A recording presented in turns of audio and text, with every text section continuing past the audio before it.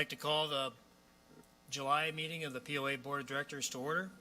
I'd like to welcome everybody here. I'm Marty Inkrot, President of the POA Board. I'd like to welcome everybody that's here in attendance as well as those that are online. As we say every month, please speak into the speaker when you have something to say so that people that are online or watching the live stream can hear everything. So if you have any questions or comments, I ask you to please come up to the mic. For all the issues or different things that we talk about, I get comments first from the board, and then I'll open it up to anybody else that might have comments or questions. So with that, we do have a quorum. We have all 7 board members are here. So I'd like to kick it off by asking for a motion to approve the minutes of our June meeting. So moved. It's been moved in second to approve the minutes of our June meeting. Is there any discussion? Seeing none, I'll call for a vote. All in favor of approving the minutes as written, please raise your right hand. I'm going to abstain. I was not here. All right, 6-0 with 1 abstain. With that, we'll move on. Well, the other thing I failed to mention is we have a full agenda. So if you look at the agenda, it says we go to 4:45. We have to be done by 4:30. So if it appears as though I'm rushing through some of the things, I'm just asking everybody to be as succinct as possible, but still cover the points that they need to cover. But we want to watch our time. So with that, I'll turn it over to Chet for a CEO report. Alrighty, I have so many things to contribute throughout this meeting that I'm going to keep my usual report as short as possible. A couple quick things to add and subtract. I know that it went out yesterday, but we are currently looking for a CFO. Mickey has left the company, and I wanted to comment in that regard that the search for accounting software has not slowed down, that we are still full tilt to get us a new system in and have that in place as soon as possible. Now, I think that dates have been thrown around that are probably premature. We all are shooting for January 1st. And in the second breath, I'll say, but I don't think we'll make it. So we're all going to try for that. And that's the best we can do at this point. But I think we are making significant headway, and I'm excited about the crew that we have and the input that we're getting. The association is, as usual, and I won't take away from the financial group, doing well. We are managing things very well. To a small point that has been brought up in previous meetings, and we're going to probably do it at least once a quarter, is talking about KPIs or scorecards, or what is our staff doing to improve or save money or do things that we can. There have been significant efforts put forward in trying to find, if we aren't saving money, reducing costs and those kinds of things as we move ahead. And throughout the day, you're going to hear some of those items coming up, and there are more to come. It is the focus of my group to maintain and keep that process going. It's important to the community, and it's important to our business. The other thing that I wanted to point out is golf. I know some of you had mentioned that golf had dropped off in terms of rounds. Well, they caught up in the last month. Having outside play come in has just really jacked the numbers and the income back up again. Also, next month, golf will be presenting some information and ideas and thoughts on golf practice and what it costs us and what options we have and how we can move forwards with some ideas about that. So look forward to that. Outside of that, everything I have to update is further on. Okay, thanks, Chet. Anybody have any questions for Chet? All right, let's continue on. Long-range planning. Phil.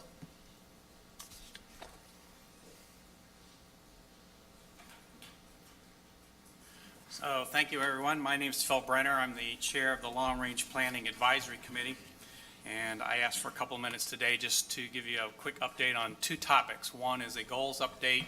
We try and get in front of the board a couple times a year and talk about our goals and where we're at on those goals. And then I want to talk for a few minutes about a proposed set of revisions to our charter. So with that here, if I can operate this, let's start with our goals. So earlier this year, the committee and the board agreed on 4 sets of goals for 2023 for the Long Range Planning Committee. The first one was to update the Long Range Strategic Plan that was done in 2019. We presented that to the board in February. Just as a brief reminder, there were about 30 objectives, 30 goals in that 2019 plan. We've got 13 of them that are either underway or completed, and then we presented about 17 new recommendations in that update in February. The second goal there was to support the POA in the development of a Tellico Village Master Land Use Plan. That was a goal that was actually put forth last year in light of the acquisition of the Cooper property and the fact that the POA owns about 400 acres here in the village. We wanted to have a master land use plan, and we presented that to the board in April. The third goal there is to update or to develop a strategic long-range facilities plan and utilization forecast. That's to take a look at our various facilities, look at how well they're utilized, what's their long-term viability, what kinds of things do we need to be looking at there. And that is in progress. One of the things that we're about to kick off in regard to that is we wanted to do a little bit deeper dive into meeting utilization here in the village. So the Long Range Planning Advisory Committee has formulated a survey that we're going to be going out to all of the various organizations and groups that conduct meetings here in the village. And we're going to ask them about their meeting practices in terms of when they meet, how often they meet, where they meet, do they meet in a POA facility? Do they meet outside of the POA facilities? Do they meet in a restaurant, et cetera?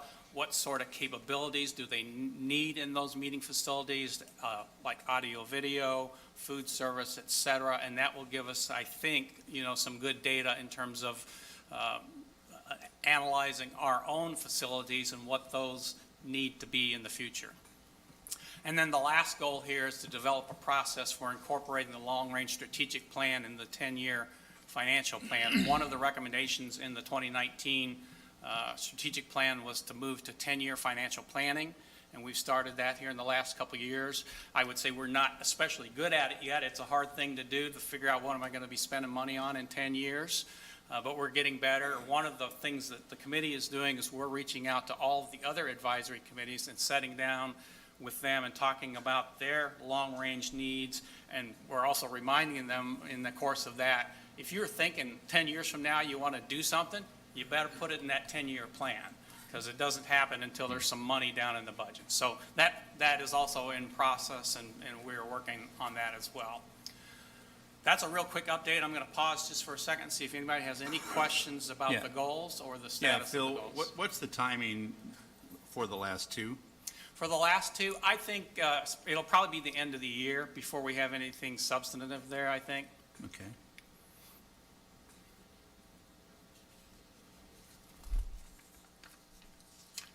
All right, so with that, let me turn here now to our next topic here, which is our charter revision. We took a look at our charter last year and said, gee, there's some things in it we might want to take a look at. The charter that the committee currently has is very much focused on amenities when you read the language of the charter. However, when you look at the 2019 Tellico Village Long Range Strategic Plan, it had a lot more things in that plan than just amenities. And so, for example, here on this slide, you can see here are some of the topics that we touched on, actually at the request of and the direction of the board. When we did that plan, they asked us to not just focus on amenities, but look at other things as well. So that plan touches on things like infrastructure, technology, financing, operations, A&E, housing, fire and rescue, a lot of topics that are covered in that plan. And as we looked at it, we said, well, gee, that's not really what our charter says. Maybe we should update our charter. When you look at the current language of the charter, we're supposed to be making recommendations to the board in the area of forecasting village growth and changes in population, demographics, trends, benchmarking other communities, doing competitive analysis, surveying member opinions, providing a path forward for amenity development, and working with other advisory committees to assist them in their plan. So there's a lot more than just amenities that we're currently doing, and we thought our charter should reflect that. So we're seeking here today some board approval or direction on revising and clarifying some of the language in the charter. We want to clarify the scope of our role to say that it's not just amenities, it's more of a broad-based strategic scope. There is some language in there about having members of the committee that are not members of the village. We think we ought to restrict members of the committee to residents in the village. We want to clarify some language in there about membership terms, modify some language in there about liaison duties, and then the last change was to add the CEO as a non-voting ex officio member. I think in your board package, you probably have a marked up version of the charter, and this is a bit of an eye chart, and we're not going to spend a lot of time on it. I'm just going to touch on the highlights real quick here. So in the first paragraph there, we've made some grammatical changes in terms of hyphenating, long range, et cetera. We struck the language that says that we're focused on amenities, and we said instead that we are focused on plans that have long-term implications to the village. A little further down there, you see the word material has been struck. Our committee got into a debate. We were supposed to give you information about potential material issues, and we debated, well, what's a material issue? So we said, well, let's just strike the word material, and we'll give you input on any issues we think are relative to the village. And then further down the page there, this was an area that I think probably came forth based on the anticipated operation of how this would work. The language says that committee members are appointed to 3-year terms, and their terms start on January 1st after their appointment, in the year after their appointment. Well, the board usually doesn't appoint committee members until January. So in point of fact, if you follow the language of that, somebody would get appointed in January of 2023, and their term wouldn't start until January 2024. So we wanted to amend that language to say, their term starts in the year that they get appointed. The next page here, again, we struck the word amenity. There is language in here that said that each of the committee members will serve as a liaison to another advisory committee. In point of fact, depending on what committee members have in terms of their assignments and their duties that they're working on, some of us are liaisons to more than one committee. Some of us are not liaisons to any committee because we're doing other things. So we simply amended that to say, we're going to serve as liaisons, but not necessarily that every single member is going to serve as a liaison. Further down on the page, we inserted language to have the POA CEO be an ex officio non-voting member of the committee as well. And then I think the last change here is on the bottom of that page. We, again, changed made the grammatical correction to hyphenate long-range planning. And then finally, the last change is once the board adopts this, we would update the date of the charter. So those are the proposed changes to our charter. I'd welcome any feedback or direction on that. If you guys are okay with it, I'll work with Karen and we'll get that language updated and get the new charter completed. Well, I'll start with a motion to approve the amended Long-Range Planning Committee, or Advisory Committee Charter. Okay, it's been moved and second to approve the amended Long-Range Planning Committee Charter. Any further discussion? Yeah, I do. And it has to do with, and I appreciate you taking out the language or just making Tellico villagers. But at the same time, I vaguely recall it was in there early on, at least when I started, to give you the opportunity to go outside the village if you needed an engineer or whatever you needed. Your language takes care of that because you still have in there your ad hoc advisory committee members. Right. Right. That's correct. We can appoint ad hoc members. Exactly. And that is for, they still have to fill out the same application. It's for a limited term, and then the term is specified based on whatever project you're on, that it'll end on a particular date. Right. Right, okay. One other clarification. in your presentation materials, you say residents, but it's property owners. Okay, Committee members shall be TVPOA members in good standing, which includes all property owners. okay. But that's just clarification. Language is already there. Okay. Okay, any other questions or comments? With that, I'll call for a vote. All in favor? I looked into the crowd. Nobody came up. All those, I'm trying to keep this meeting moving, Pat. You're not helping. You're not helping. And why would you? All in favor of accepting, or of approving the amended charter? Raise your right hand. 7-0 pass. Thanks, All right. Phil. Thank you. That was Okay, good. with that, Mr. I Dougherty, enjoyed that from one. the fire department. So, Marty, you've been taking lessons from him? Turn your, I thought it was on, okay. Thank everyone for allowing me to make the presentation for the first half of the year, 23. You'll see that through the first half, we've had 707 calls. In 2022, we were averaging 3.2 calls a day, and that was a 119% increase over 21. This year so far, we're averaging 3.9 calls a day, and that's a 131% increase over that. And the one thing that we can say proudly is through the years that are shown on that chart, we were, dispatched every one of those calls, and we also responded to every one of those calls.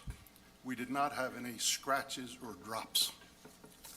so Jerry, what's your other category?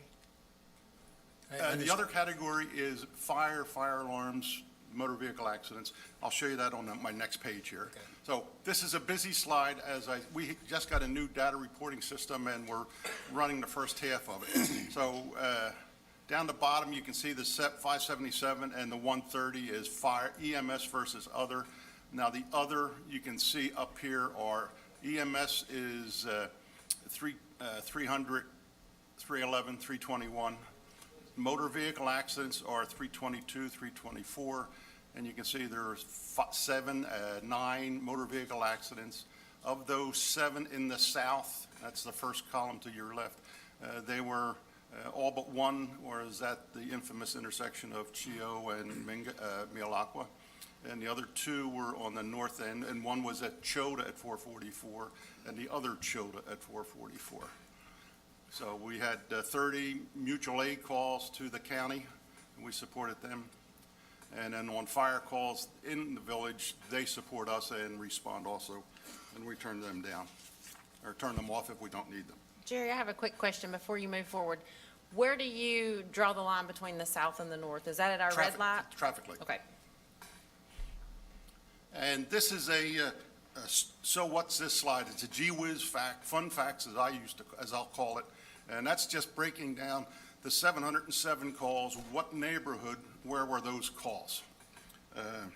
Wednesday is our most active day for calls, and the calls are it's spread out over the day versus night, there are 50-50, but the most active time is between 11 and 1 on any day. Training. For this year, we have 35 members on board. We had 196 class hours, 1,900 hours of training. And then the other thing that we had is the first all-county training session was held on June 24th at the pavilion, at Poplar Creek. And I'll just share some photos of that. And when I say all-county, that was the 3 other volunteer fire departments and the 2 paid departments all participated in it. And this is where we are sharing and everyone's learning the different components and pieces of equipment from the other departments. And the boat's owned by Loudoun County Fire and Rescue, and the EMA boat was out there along with Teleco's boat. We were learning how to draft, how to put into a pond, and this is very key. If we need water, we can create a pond and then take water from the lake into the pond, and then from there, we can use it right onto the streams to fight fires.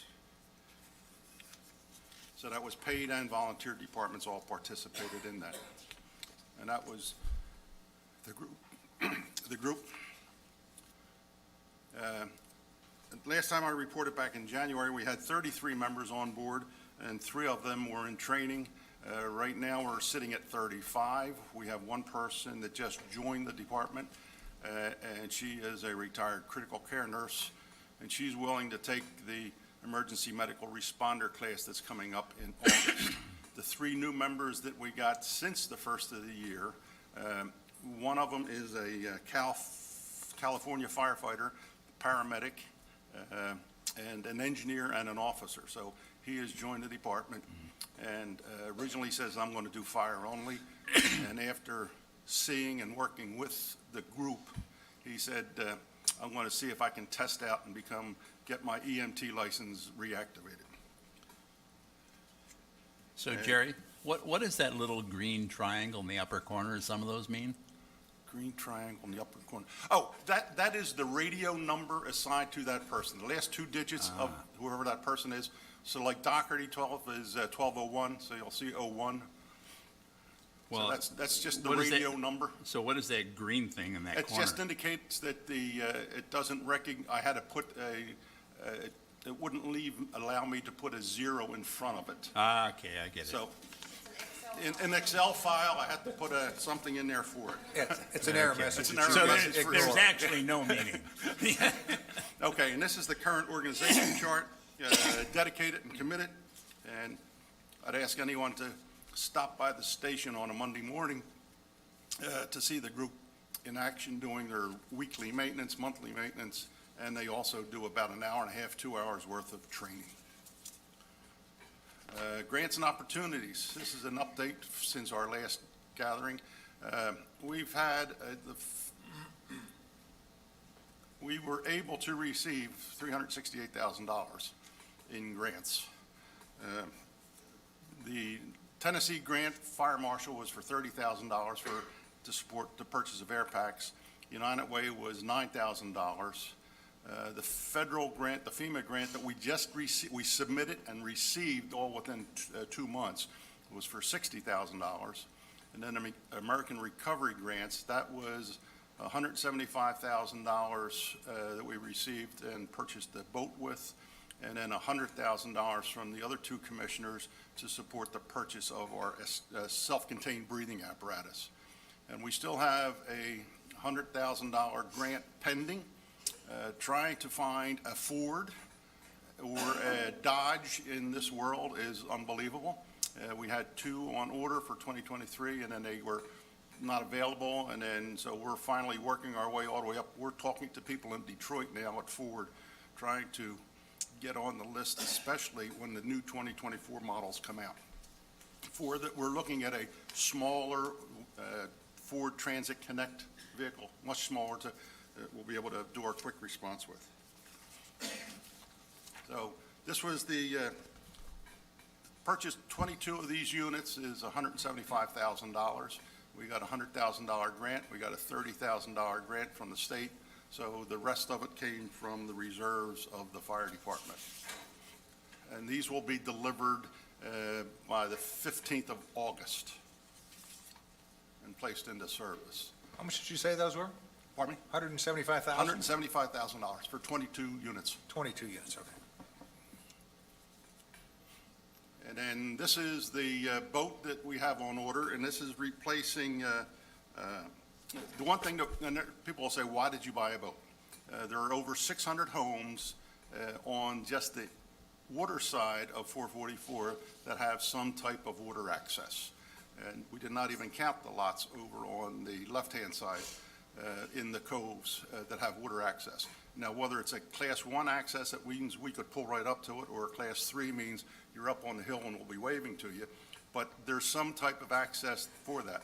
We're working with the 911 center that identifying all those houses, and if the call comes in for 403 to Gitsy Circle and it has water access, they will tell us this is B128 should respond. So we'll be able to take the boat.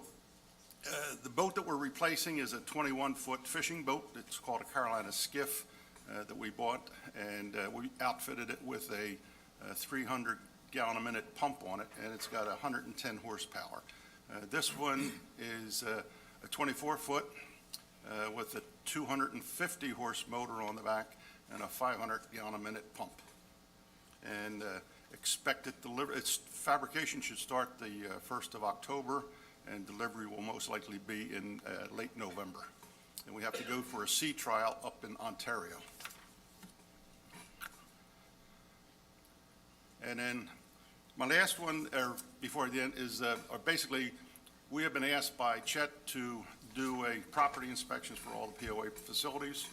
And we have completed the Wellness Center, the Rec Center, Toqua, all facilities at Toqua, the Yacht Club, all facilities at Tanasi, the Kahidi Clubhouse have all been completed, and the reports have been submitted.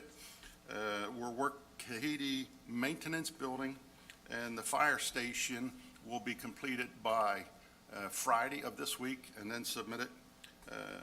So what remains is the Public Works, Welcome Center, and the POA office complex. We have normally done these on a silent walk-up, unannounced inspection, so those people that just heard me know we're going to be coming at one of your facilities within the next couple of days to do this surprise inspection. But it has worked. The communications internally has really worked its way down because the violations that we are seeing or observing are less and less because the word is out. Extension cords, space heaters, patches holes in the walls, emergency lights need to work. So that is working. And the process is educational because we're learning, the fire department is learning about the facilities in more detail than we've had in the past. Also, when we go there, we'll ask for the lead person that is on duty that day to walk with us as we do it. So they're learning about what we're seeing and what violations we see. And it's also learning when we push back and give the report that the employees see, oh, I need to patch that hole after I make an inspection or after I make a change in the building because it's a firewall. Oh, I didn't remember that, or I forgot all about that. So we're identifying that, and it's a true learning exercise for everyone. And we're identifying the gaps in each one of the buildings. And the one thing that we found out is what is called Knox boxes. That's a box that's sitting on the outside of the building that has a key, and it's controlled by only certain people have to enter their social security number, get the key out, and then we can enter that key to get into get the key to enter the building.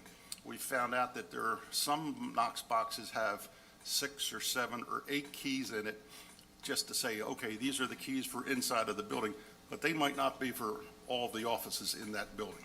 So we've been working with Chet, and that's in his long-range plan to come up with possibly a master key system for all the POA. Hey, Jerry? Yes. Now, your inspections of these facilities, does it include the fire suppression system in the kitchens? Yes. So you're certifying that they're operational? No, we are validating that they're operational, have been inspected, and if they're not, that's on the report saying this hasn't been inspected since such and such, it needs to be done. Okay. And fire extinguishers that are out throughout the building, same way. We are not certified to say this system is working. We're saying it is in compliance with the current codes. And a big thank you to Mitzi and for working with us. She gets all the reports, gets it into a spreadsheet, and she assigns the work, and it's getting done. And then lastly, since I met at our April meeting of the Tellico Village Fire Department Board of Directors, we proposed an idea to get an AED in all the members' cars. So they supported that, and we just purchased 28 because we had some already, but So there's over 50 AEDs in the village that are maintained, inspected by the fire department. And I'll give you back whatever time I have left. Jerry, one question. Yes, sir. How often do you do the inspection of the buildings? The inspections are quarterly right now, and we're just starting, getting ready to start rolling into the ones that we started earlier. So we have 3 that we have to do, and then we'll be starting back in on the 90-day inspections for the other buildings. Any other questions for Jerry? Don?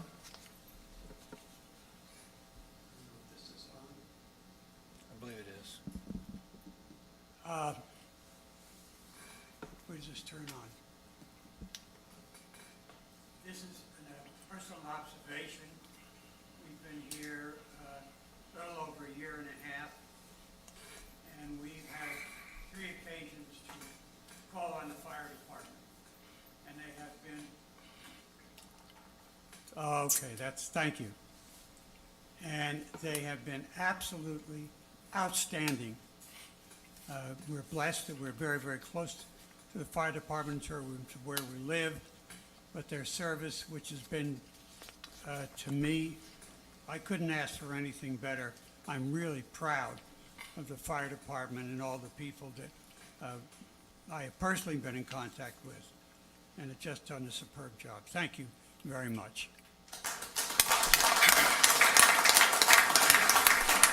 I'll also add, as a caveat, that Chet asked that I try to reach out to the other part of Tellico Village that I don't report about. It's the Kahidi section.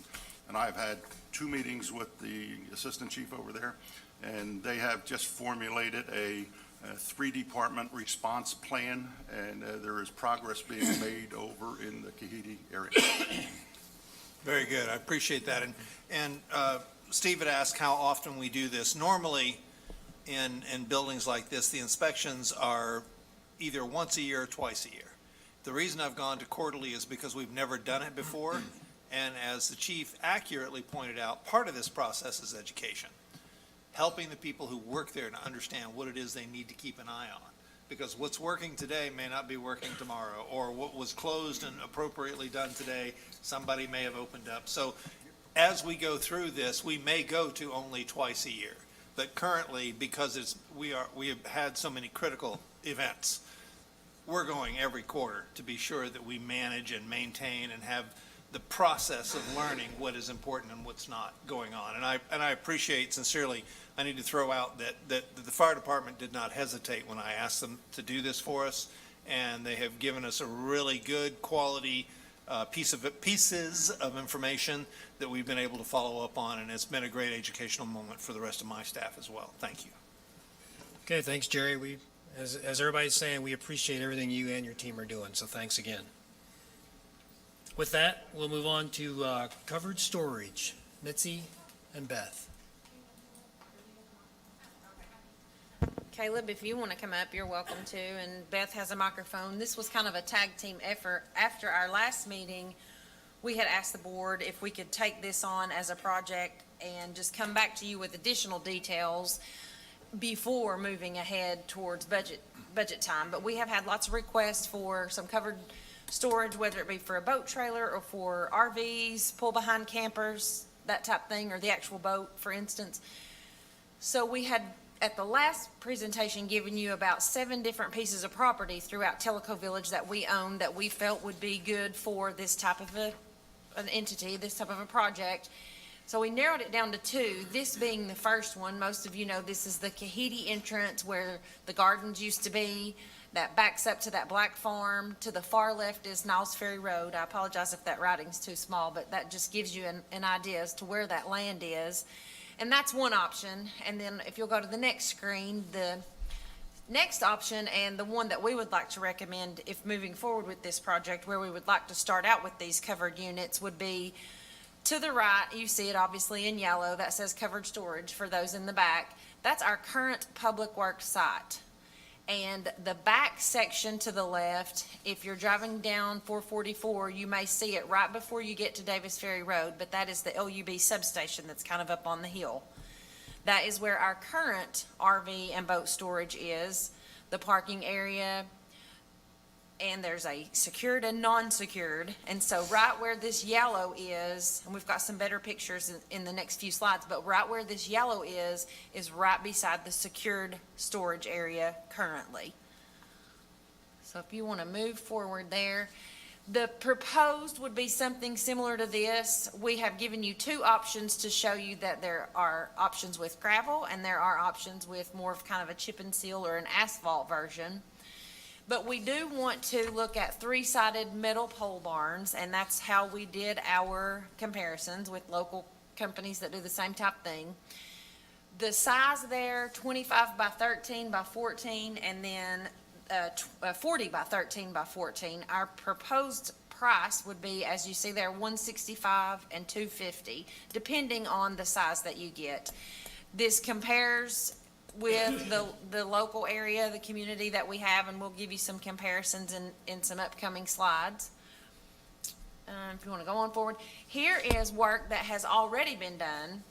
That has been done, I'm going to defer to Caleb here, and you can tell me why this work was done, but Teleco Dirt Works, along with our group, has used dirt for various projects, I think, and we have moved things around. So to the left of this picture here on the left, that's our current secured storage. As you see, it's just fenced in.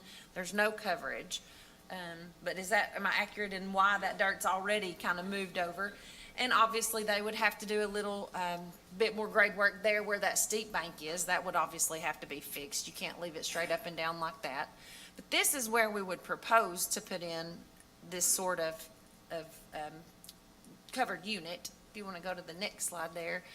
These sizes actually are not exactly correct from what I told you in that previous slide. The previous slide is accurate. The size should say 40 by 13 by 14. Would yield 11, same cost. And then the next size is 25 by 13 by 14. Went back and verified that with Caleb. We had tried out 2 or 3 different options to fit what could fit in there in those particular areas. And then the earthwork, the rock fence, relocation, dirt work, the estimate we were given was $20,000.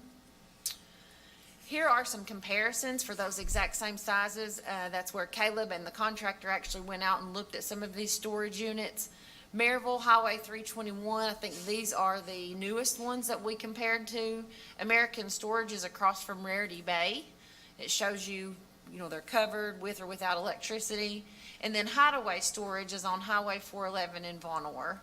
And that's, of course, covered without electricity, $150 a month. And then the size is only a 12 by 45 on that last one. Here, current unsecured storage, we have this just as you pull in the Public Works facility. If you take a left, that's coming up the hill towards 444. We would like to continue using this space, but maybe enhance it with chip and seal parking. You could do a 20 by 13 for $70 a month. The current rate of gravel, of course, is $23.17, and this would be, you'd still have your designated spot. It would just be much more enhanced compared to what we have now, better numbers, lined parking spots, so we know exactly where people should be. If you can imagine with the way it is now, 2 or 3 boat trailers get moved or an RV gets moved with no lines and specific spots, the numbers have a tendency to fall off the little sticks that they're staked in the ground with, and things get out of order, and Caleb and team have a hard time, especially if these trailers are there for a period of time with no registration on them or no markings. Their boat may be in the water for 2 or 3 years because they've rented a slip from us and they stick their trailer there. And believe it or not, we have residents move trailers that don't belong to them to give themselves more room. So we're just really trying to find ways to enhance this. We don't want to lose money on it, obviously. We want to get a return on our investment, but we have had many questions from property owners that have RVs and boats. Could we have something a little nicer here in our back door so that we're not driving out of Tellico Village to put our stuff up? I think there's a couple more slides maybe. Oh, determining the interest. This was a great idea. Beth and the marketing group had said, what we could do next is, should the board say, okay, proceed, not do the project obviously, but continue doing your due diligence, we would like to send surveys out to our Tellico Village RV Club and the Cruising Club We could also add our survey to the Telegram and the website to see what the interest is. Very similar process that we used for the kayak storage. We did the same thing. We even went a step further with kayak storage and took a deposit in so that we had confirmation that those folks really did want to use those facilities and wanted to reserve it. So we would like to kind of do that moving forward. Of course, with the board's kind of thumbs up, not necessarily approval, but just to give us the green light to kind of continue on with this process and looking to see if this is something that we should bring before the FAC and the board during budget season this year. So Caleb or Beth, if you have anything to add, anything that I've left off. So you're looking for a thumbs up from Just the, yeah, if you think, don't bother, then we won't, but we have had several people ask, and so, yeah, the board would need to agree, yeah, that's a pretty good location or not.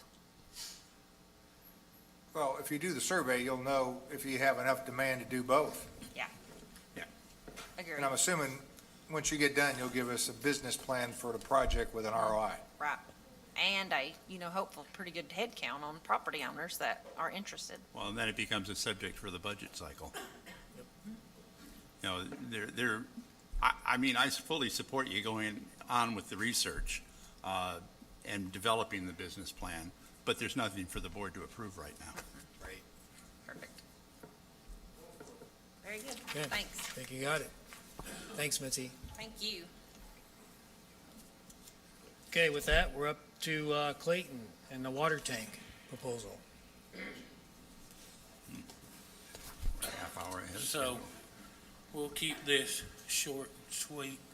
So, as everyone knows, we have for several years, PSAC working along with Public Works and Jacobs Engineering has been looking at what we needed to do to improve our infrastructure for our water system to get us through build out. And Jacobs Engineering done the water study, put together, everything that we needed, worked with PSAC, and we put together a plan. And working on that plan, it included doing a bunch of booster pump stations and backup generators and stuff. And, it was said for a couple of years that we was looking at $10 to $13 million for the infrastructure improvement. And understand, we are so blessed here to have a Public Services Advisory Committee. We have more knowledge than I could ever explain to you all with the gentleman that is on that committee. And I think Jacobs Engineering, and I have a couple of those guys here, they'll tell you that this Public Service Advisory Committee put them through their test and made sure they looked at every option that there was.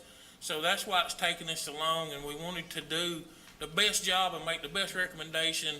And so we kept going back, and what about this, and had Jacobs keep running different scenarios through our table and stuff. So, and the last thing we asked them to do was run through the system elevated storage tanks. They spent a lot of time looking at different locations of where they needed to be, what would work, what we'd have to do. And so they come to us and they said, this elevated tank will work at the existing tank location site. So I got them to put together some numbers after we beat everything around it to come up with what we could. And so we was looking at $10 million. So now we're looking at, this shows $6.5 million, but that's depending on which elevated tank the board decided they wanted to go with and stuff like that, and then a 20% contingency. But I think there was a lot of effort and a lot of advantages, with the $10 million proposal. That was a lot of future maintenance up, maintaining booster pump stations and backup generators and water lines and buying property and stuff like that to do all that. When this has just got a booster pump that will pump into the tank. And so maintenance and operations would be minimal compared to the other. This is the two different tank sizes. This is our existing tank. That's pretty accurate drawing there. Our existing tank is about 40 feet high. The proposed tank would be 66 feet tall. So you can see, kind of what it would look like. So what we're asking the board to do is tell us if you will accept this proposal and give us permission to move forward with it and start doing all the planning. And if you do, tell us which tank you would recommend. So the difference in prices of the two tanks, the tank on the left is a four-legged tank with a center pipe down, right? It's got a stairway on it. It's got a rail around the outside. And then as I remember one of the photos in the PSAC meeting, it's got kind of a ladder that goes up on the top. Yes, sir. Okay, so that's a lot of area, a lot more area than the pedestal tank. The pedestal tank is accessed from inside the tank, inside the, I'm gonna call it a T, the column. And there are advantages and disadvantages of both. The one on the left, the four-legged is, in that case, the one on the right has got. Watermelon. Yeah, whatever we want to call it. It's got more surface area and smaller segments like legs to paint, pull people up and down on scaffolding and that kind of thing. The one on the left, the pedestal, I don't know what we would paint on there. I don't know. But anyway, it's in my mind, it's prettier. But what is the difference in the price? It right here shows the price. It's $900,000 more expensive than the one on the left is. And they're both million-gallon tanks, and structurally, they do the same thing, you know, operation-wise, they're the same thing. You know, the $3 million tank is no better than the $2.1 million tank. Right, they both hold the same amount of water. Right, they do the same They thing. both give us the same gravity feed. Which, in your opinion, would be easier to inspect and maintain? I'm speaking for Public Works, not PSAC, you know, but Public Works, we like the multi-leg because it has the outside walk around it with a railing, you know, so you could walk around and visually look Yep. at the tank. Right. I saw some PSAC members here. You guys have a opinion? If you want to come up, if you don't, we'll just go with what we talked about in the meeting. Sure, that's fine. I thought Jim would come up. Come on up to the mic, Jim. I'm Jim Hockey, Vice Chair of PSAC. Hey, Jim, pull the microphone up a little. There you go. I have a personal opinion. Yeah. It's not a PSAC opinion, it's just a personal opinion, having done a bunch of these. It's a lot of money. $1 million is a lot of money. At the same time, from an aesthetic standpoint, in my, again, personal opinion, what's called the pedestal tank, the one on the left, is more aesthetically pleasing. It's easier to maintain because you paint smooth surfaces as opposed to multiple legs and X-bracing across it. So if I had the money, I'd go with the pedestal tank. But for $1 million, you gotta really think about it for a long time. So that's where I'm at. PSAC has deferred as a advisory committee to the board to make the hard decisions on which kind of tank. Good job. So if you have any questions, more questions for me or for Clayton? Well, as long as you're up there, there is no operational or pressure or there's technical terms you guys use between the two tanks. There, from a hydraulic Yeah, standpoint, that's it. operational standpoint, there is no difference. So there's no functionality difference, really. They No. both function the No. same. Nominally, the bowl, the diameter is within a few feet of each other, and the operating range within the tank is identical. What is the sense of urgency that we need to be doing this? Well, the next step would be to authorize, to get a proposal from Jacobs and authorize design. For probably the next several months, the design process would continue, and the design fee, whether they design the right-handed tank or the left-handed tank, is the same. So Probably, I would guess within 2 months, 3 months, we should be able to make a decision. So And they then- can go What, forward with the what, design. I guess where I'm going, Jim, is what is the immediate need for this in the village in terms of water pressure? It's now. So we need it now. We need it now. In accordance with the long-range plan for water supply, an assumption was made when we started this. Now, 3 years ago, we've been working on this for 3 years. The projected water usages were projected on historical data of growth of 2% a year. Well, what's happened in the last 3 years, it's not 2% a year, it's hundreds and hundreds of houses. The real driver is how dry is dry, because our real instantaneous demand is based on irrigation. Now, this year, we've made progress. The progress is, by publicity, we're getting people to switch from everybody watering early in the morning on Monday, Wednesday, and Friday. By the publicity we've put out, we've shaved that peak down because we have now some people watering on Tuesday, Thursday, Saturday, including myself. The amount of water consumed is the same, hasn't substantively changed, but we're shaving that peak off. That's helping us. But you get 2 dry months with our continued very high growth, and we'll have, in my opinion, and based on the Jacobs study, we're going to have some low pressure problems. From today to get that operational is probably 2.5 years. By the time you got to design it, 6 to 9 months. Get the permits, get TDEC to approve it. Now I'm ready to build. Now I got to order steel. So it won't take that long to build that, but that would be my best guess is about from today how long it would take before it's operational. So a cash flow would be, you have your engineering fees, 6 months. Yeah, It'll be engineering spread fees- over a couple of years. Yeah, engineering fees essentially this year, which is a budgeted item, and then you're hit with, with the construction costs starting next year. And probably percentage completion kind of payments? Yeah, on a monthly basis, it'd be a lump sum contract. Now, remember, as Clayton said, there's a tank, there's a pumping station, and then you got associated electrical and controls and piping and all that other stuff. That's in the cost estimate.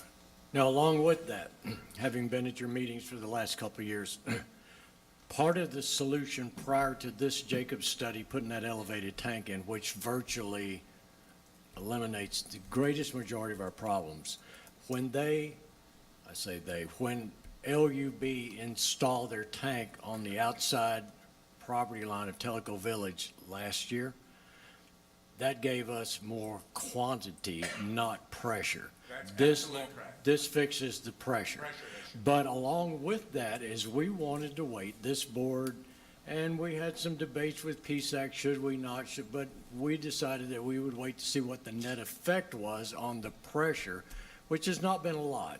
No. But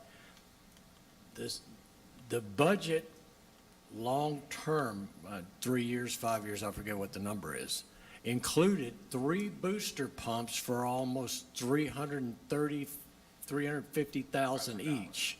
So that's $1.3 million for booster pumps that you're not going to put in. But the real savings is in piping. Right. And that's right here Yeah. in this price comparison, Yeah. cost comparison. Because under the multiple booster pumping station arrangement, you also had to do a bunch of piping. And now we don't have to do that piping, Yeah. other than right in the area of the tank. Yeah. So that's the problem. I see some faces saying 2.5 years. Right now, you can't hardly build anything in less than 18 months. That's just a real basic project. Even try and get piping. Piping has been 9 to 12 months after you got an order. It's now down to about 6 months after you have an order, and you then stand in line. So that's just how long it takes. Well, I have another one, but it's not to Jim. So do you have anything else that you'd like to add? Oh, have I done something else like Yeah, this? that you'd like to add? No. Because then I'm going to revert a question to Clayton. Fine, Thank you very much, Jim. thank you. So the issue is that it's up by the water tank, as we saw in that picture, that is up to the left of, on the hill, to the left of the Wellness Center Drive. That tank is going to stay or go away? It would stay. Okay. And if it stays up there, then there's going to be a tank up beside it. And part of the issue with the Townhouse Association has been the only access that is to that tank is through a road through their neighborhood. Have you resolved that? Yes, I have. I have reached out to the Loudoun County Road Superintendent, Billy Pickle, and he has given me permission, even told me he would put the culvert in and build a temporary access off of Watt Cemetery Road to where we can access that area during construction. Right. Through there. Okay. And then you and I reviewed that yesterday with the Tellico Village Townhouse Association. Part of it was giving out the phone number of your inspectors. Yep.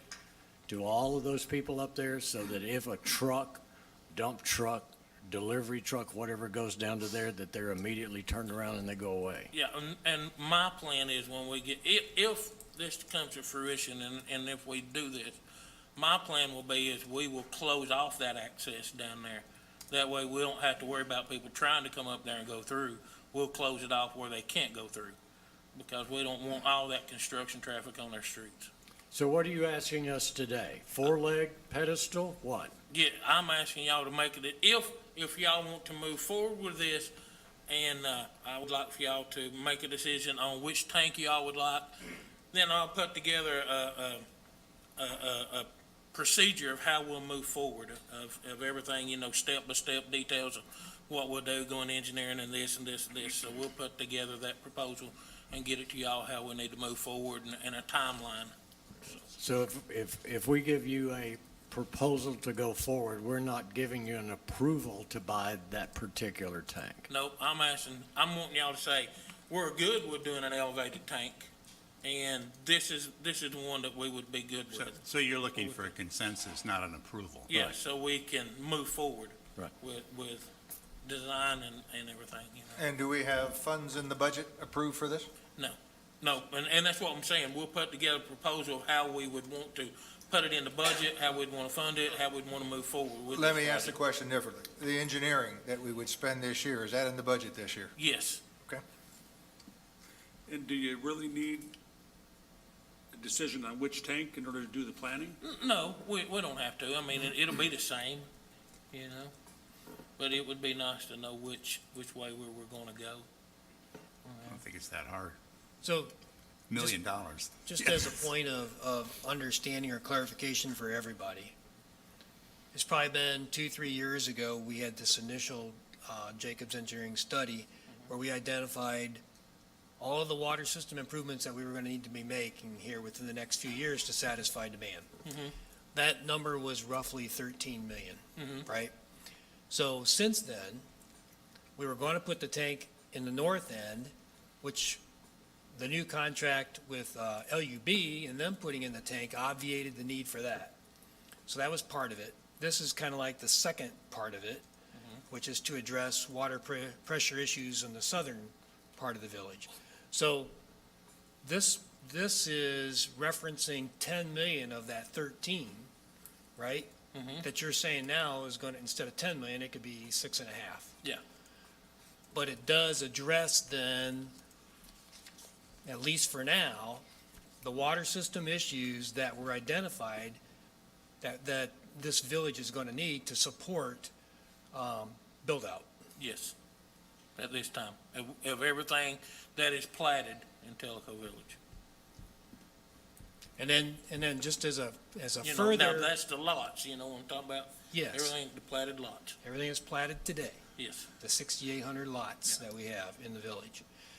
And then just to address the other side of that study was for sewer, and that was $6 million at the time, of which now you've got a project in the works, I think it was 5.6 million, and we got the 2.1 million grant from the state to offset some of that cost. So that basically addresses the major infrastructure issues that were identified, right? And now Yes. they'll all be in the planning stages. Correct.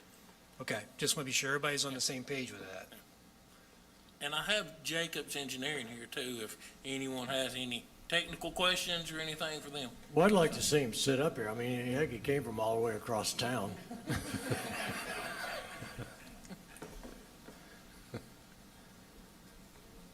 One more, he'll get you when we finish with this. I think it's This on. is Adam Byard with Adam Byard with Jacobs Engineering. I'm the lead project manager for these projects. Well, that's all you guys say? We do have a question So, online. I got a question. Yeah. So if we go back to 2019, when PSAC supported an elevated tank, and it was decided that we weren't going to do elevated, we were going to do a bunch of booster pumps and create what I'll call management nightmare with continued maintenance, controls, et cetera, monitoring the system. This new proposed tank, does that basically get us back to where we were in 2019 with pressures? It gets us improved pressures, yes. So without doing elevated storage, the only way to increase the pressure in the system is to do on-demand booster stations. And those are maintenance nightmares. You've got the electrical, mechanical, maintenance to do on those, and the maintenance costs are quite a bit higher than a gravity elevated storage. In this system, we'll pump up into the tank. Usually that occurs overnight. We'll put some operational parameters on that pump station. It'll fill the tank, and then this provides the volume and the pressure that you need throughout the day to meet those peak demands based on the summertime irrigation schedules. So this is a case where if you don't succeed at first attempt, keep trying, because PSAC is now back to where we were 3-4 years ago. So thank you, the folks on PSAC. We have a question online too. What kind of warranties do we have that this will resolve our water pressure issue?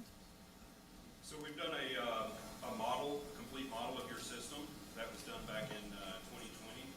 We built the model off GIS, field data, as well as went out in your system and used pressure transducers. We put those throughout the system to calibrate that model, and we have a high confidence of that model calibration, that it operates. We've worked with the crews to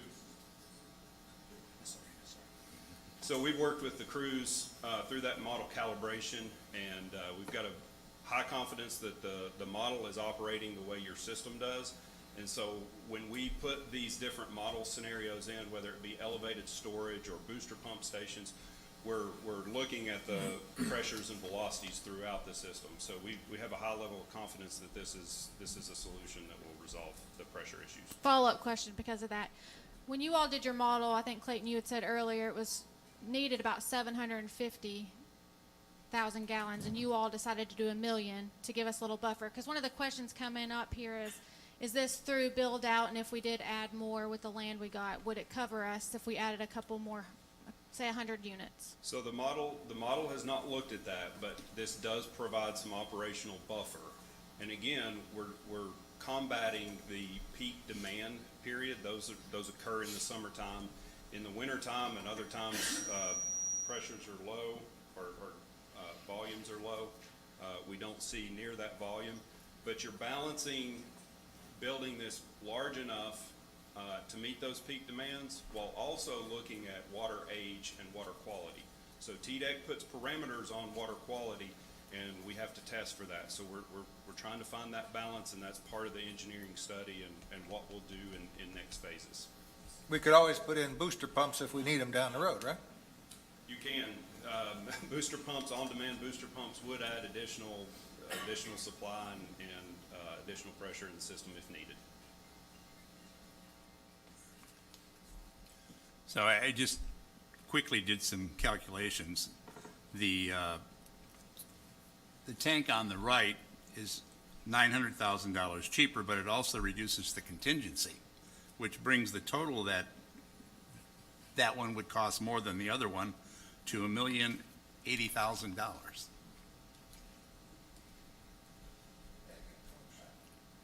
Yeah, so basically, you're paying over $1 million because it's prettier. Yeah. as John inferred, I don't know that we need to make that decision today. If we're just saying, hey, we agree with going forward with the project. I think what we need to do is tell them where to concentrate. Yeah. If we're not going to approve the extra $1 million when all's said and done, then don't let them waste their time on it. Yeah, I'm not advocating wasting time or money. And I heard you correctly that the engineering costs are already in the 23 budget? Maybe. We got, we do have money in there for engineering, but of things that you all had already approved that we've not done. So we'll look at what all this engineering cost will cost, and then we'll bring it back to you all, but we should have enough money in there. So basically, what you want to do is to formulate a plan which would include the engineering costs, that's what and I've then been- come back to the board for approval of that. That's why I've said, a couple times, let me get together a plan, a step-by-step plan with a timeline. So there's You no know, decision so- for the board to make, No. other than, I'm Yep. personally reticent to spend $1 million because it's pretty. Sorry. And I we're would all agree there. with Rick. I agree with, and having heard the presentation and the debate from PSAC, the multi-leg tank would be my choice. That would be my recommendation. My main message is keep it going. Come back with a proposal. So That will would you be be my- coming my- back in August? My recommendation is in August, you come back with a proposal and show us where the money's in the budget. Sure. And if you can get Timeless Teleco to kick in $1 million to pay for the pretty tower, go for it. So, I can tell you that answer, Steve. what I needed to know is that y'all We support could the sell elevated naming tank, rights to the so tower. just knowing y'all support the elevated tank, we can move forward. Great. Thanks, Thank you. Clayton. Yes. Thank you. And thank you very much. Next item on the agenda Well, I was is thinking short-term. the old tank could be an above-ground pool, but we can't do that. Next item on the agenda, short-term rental limits. It was discussed a few meetings back, I think Chet brought it up in one of his reports, about short-term rentals. And we put it on the agenda today just to say, okay, to place limits on short-term rentals would mean we would have to make modifications to our governing documents, which means 2/3 of property owners would have to agree to it. So the question is, what, if anything, does the board need to do now, or what is the next step? Is there a next step in addressing this issue? I think we need to add in here, hang on just 2 seconds. The thing we need to put in here is that as soon as, in August, we're about to approve some changes to our governing documents that are allowed by the board to make, and some changes to the Blue Book, which will then give me, as you've often heard me use the term, give us teeth to be able to manage, fine, hold people compliant to rules that we already have. And by doing so, that's going to take a lot of the pressure off of, we got to do something with these short-term rental people. Is the limit we're talking about here just on rentals, period? Not It is just on short-term? rentals, period. Yeah, so Short-term, it's not just short-term. right, but the short-term has been the critical focal point I understand in that. many people's heads, but I wanted to make sure that everybody understood, we are taking steps that we can take to begin to monitor and maintain and control, for lack of a better word, what's going on with short-term rentals. That's going to be a step in the right direction. But overall, we've got to set some standards on what we're going to allow in terms of rentals in the community, or at least I'm advocating that we should. Okay, so we've at all one time or another had this discussion between ourselves and occasionally in a group. And I'll give you my opinion, as long as I got the floor, and then I'll just sit back and shut up, which you all doubt I will be able to do, but I will.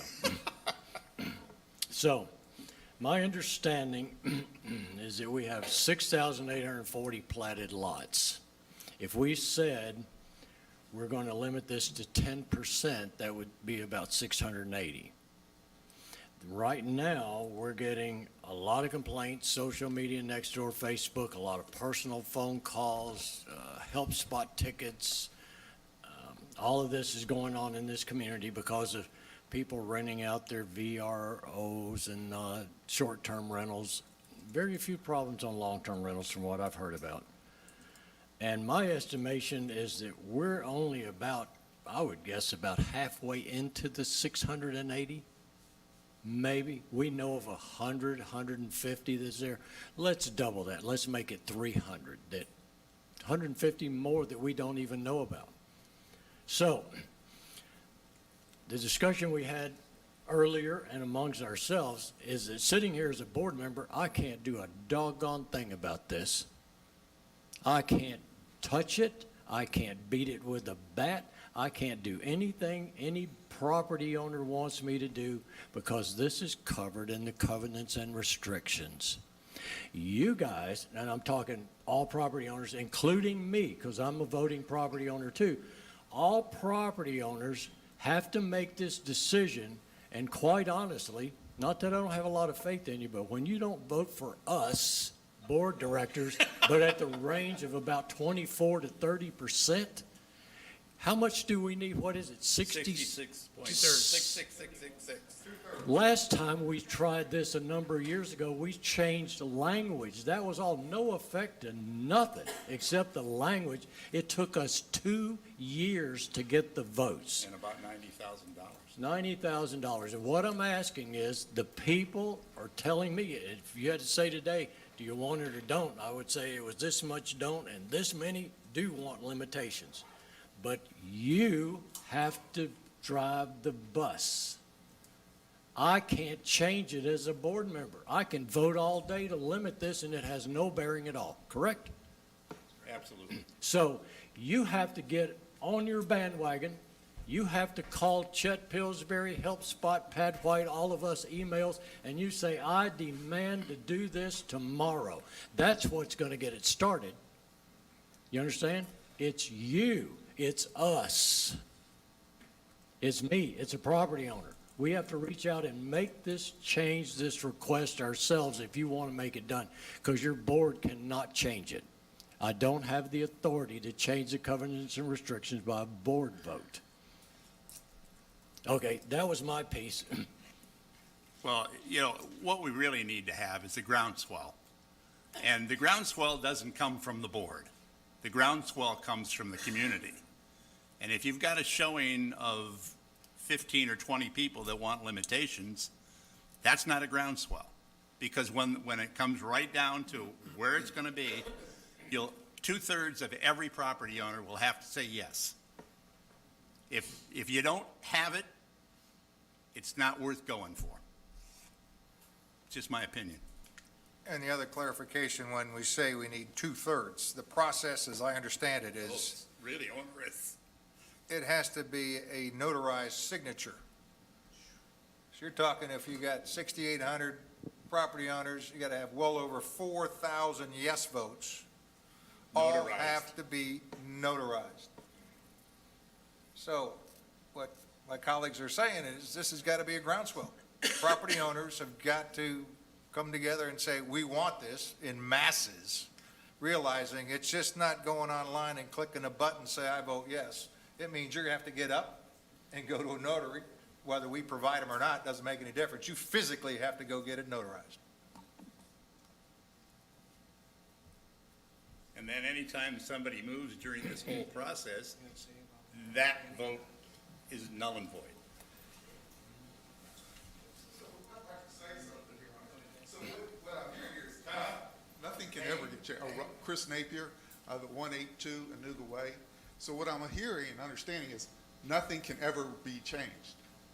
No, I mean, you what heard you're saying, wrong. I mean, you're kind of You saying heard it's wrong, such a Chris. high hurdle that nothing will ever change with what we've got. Well, I'll I tell mean, you that, and here's a question that got asked this morning, is if the lawyers that drew up the covenants and restrictions really wanted no changes, why the hell did they allow a process for it? Yeah, because and here's the two things that we need to understand. We want to give you the opportunity to make these decisions, but it's in your hands to do that. And could we organize and would this be done? The answer is absolutely yes. Is it arduous? It's only arduous because getting 4,700 people to agree on something is arduous in and of itself. Forget about having to go and sign a piece of Well, paper. and sometimes, is it really necessary, or do we have to make it restrictive enough within the rules we already have so that it's painful enough that people don't go outside and do things they shouldn't be doing? You know, right now, the house next to mine, we've had 5 complaints this year on at least 10 different code violations. But the ACC can only do what they have the tools to do. That's And if correct. there's no penalty on anything, it's like, Well, that comes in nothing will ever- August. That's the nothing good will ever news. change. That's the on one that. thing we can do, is that comes in August. You, And- you need to understand that there are 2 sets of documents. The first one is the covenants and restrictions, and that's the one that's really hard to change. The second one is the protective covenants, which is actually an attachment to the covenants and restrictions. The developer had the right, through its board, to change the covenants and restrictions. The POA is now the developer. And one of the things that you'll hear about over the next month is we're proposing changes to the protective covenants that, by the way, will establish the teeth that Chet needs to enforce the rules that are That'll be very already in the helpful. Blue Book. That'll be very helpful. I So- mean, right now, the codes, Clayton's group, they go out there and they say, oh, you can't park out anymore, you can't do this anymore, you need to paint this, you need to clean that, you need to mow your grass, you need to get rid of the weeds. And, oh, yeah, we're doing it. Next, come back 6 days later, and you're doing the same thing again. Right. You got parking going on again. Oops, sorry. And then there was some discussion about removing the parking area up there, and then you're just, instead of parking partially in the road, you're fully in the road, or you're parking in front of my house all the time. And just 2 weeks ago, there was 20 people staying in a 4-bedroom house. 20 people. And part of this is covered by the home occupation group, right? It's invisible, it's non-disruptive. So if you're issuing permits on things that are supposed to be invisible and non-disruptive, you have that kind of power, right?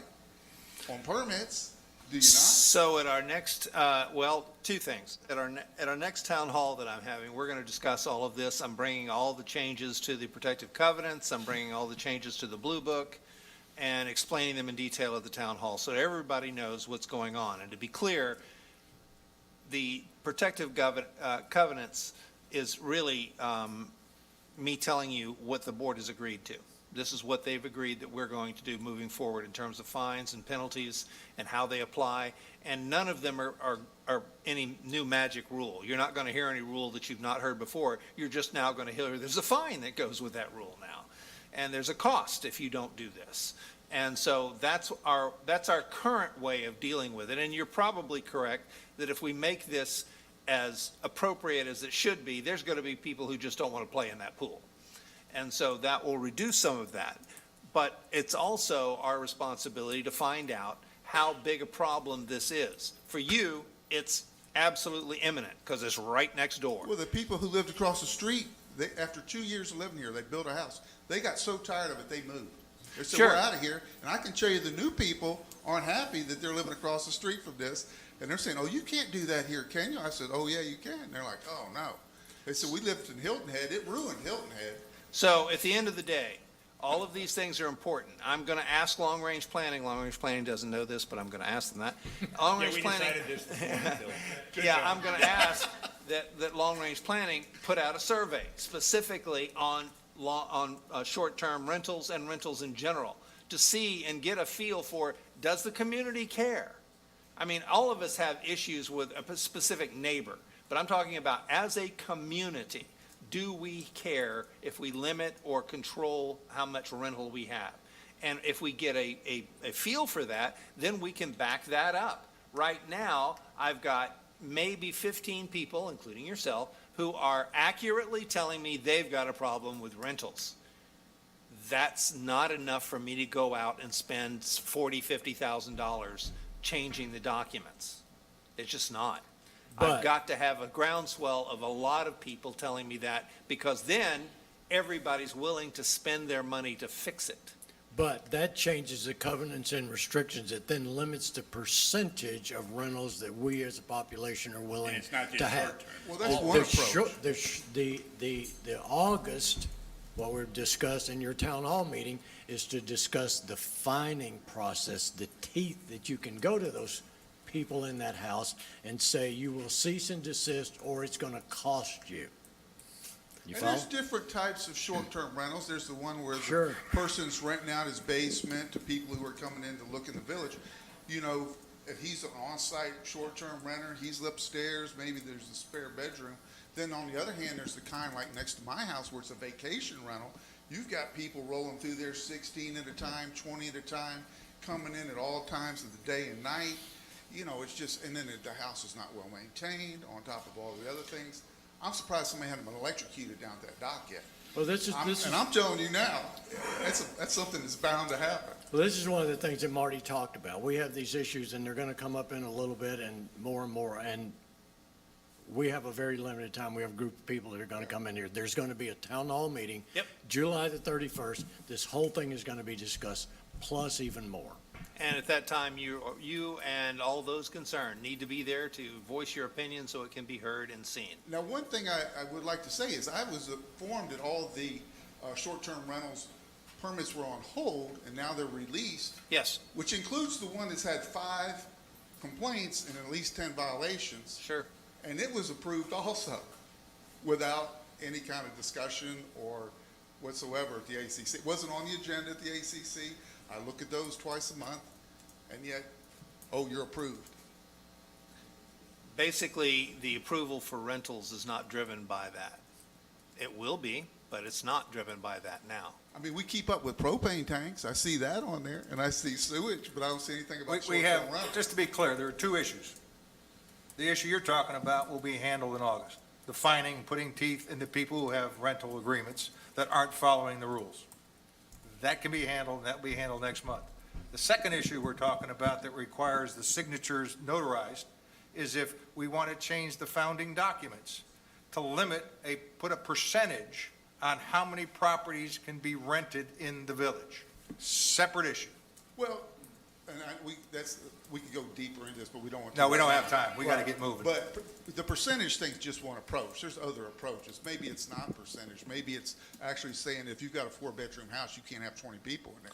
Well, the problem is again, and unfortunately, we're going to have to move on, but to answer that question, there is no occupancy laws in this county and frankly, in the state of Tennessee. So if there is an occupancy law has to be enforced, this community would have to throw that out there, and if it ever became a legal case, it would not be supported. So you could come up there with a couple of buses holding the whole University of Tennessee marching band, and they could all stay there. That's correct. Okay. All right, let's take the rest of that to the town hall, and I just want to make one clarification in that too, that the board has not approved anything yet, that this will be brought up in Chet's town hall at the end of July, and it will come up, depending on how it plays out, but likely it will come up for vote then in the August board meeting. So, just to be clear. Harry? Thank you very much. Harry Rucker, I'm from the HOA. I appreciate the August town hall. That was a lot of my questions, and you've answered a lot of things. I'd like to check on the notarization requirement. I'm pretty sure it does require a signature, but it's more like an absentee ballot. And I think the HOA would support going around and actually harvesting ballots. So I think that getting the 70% or the 66% is not beyond the realm. It would require a lot of work. I don't see where it's gonna cost $50,000. It would require a community effort to go door to door and collect signatures. I mean, that's what it would take. Regrettably, we read the documents this morning, and it does explicitly say a notarized signature. If you want to go door to door and you're a notary, Well, produce it. then you can do it. Exactly. I mean, we'd have to produce a notary and go door to door. Okay, In any case, this is thanks. Take one more, and then we got to move on. Oh, okay. June financial review. Jim? Talk fast.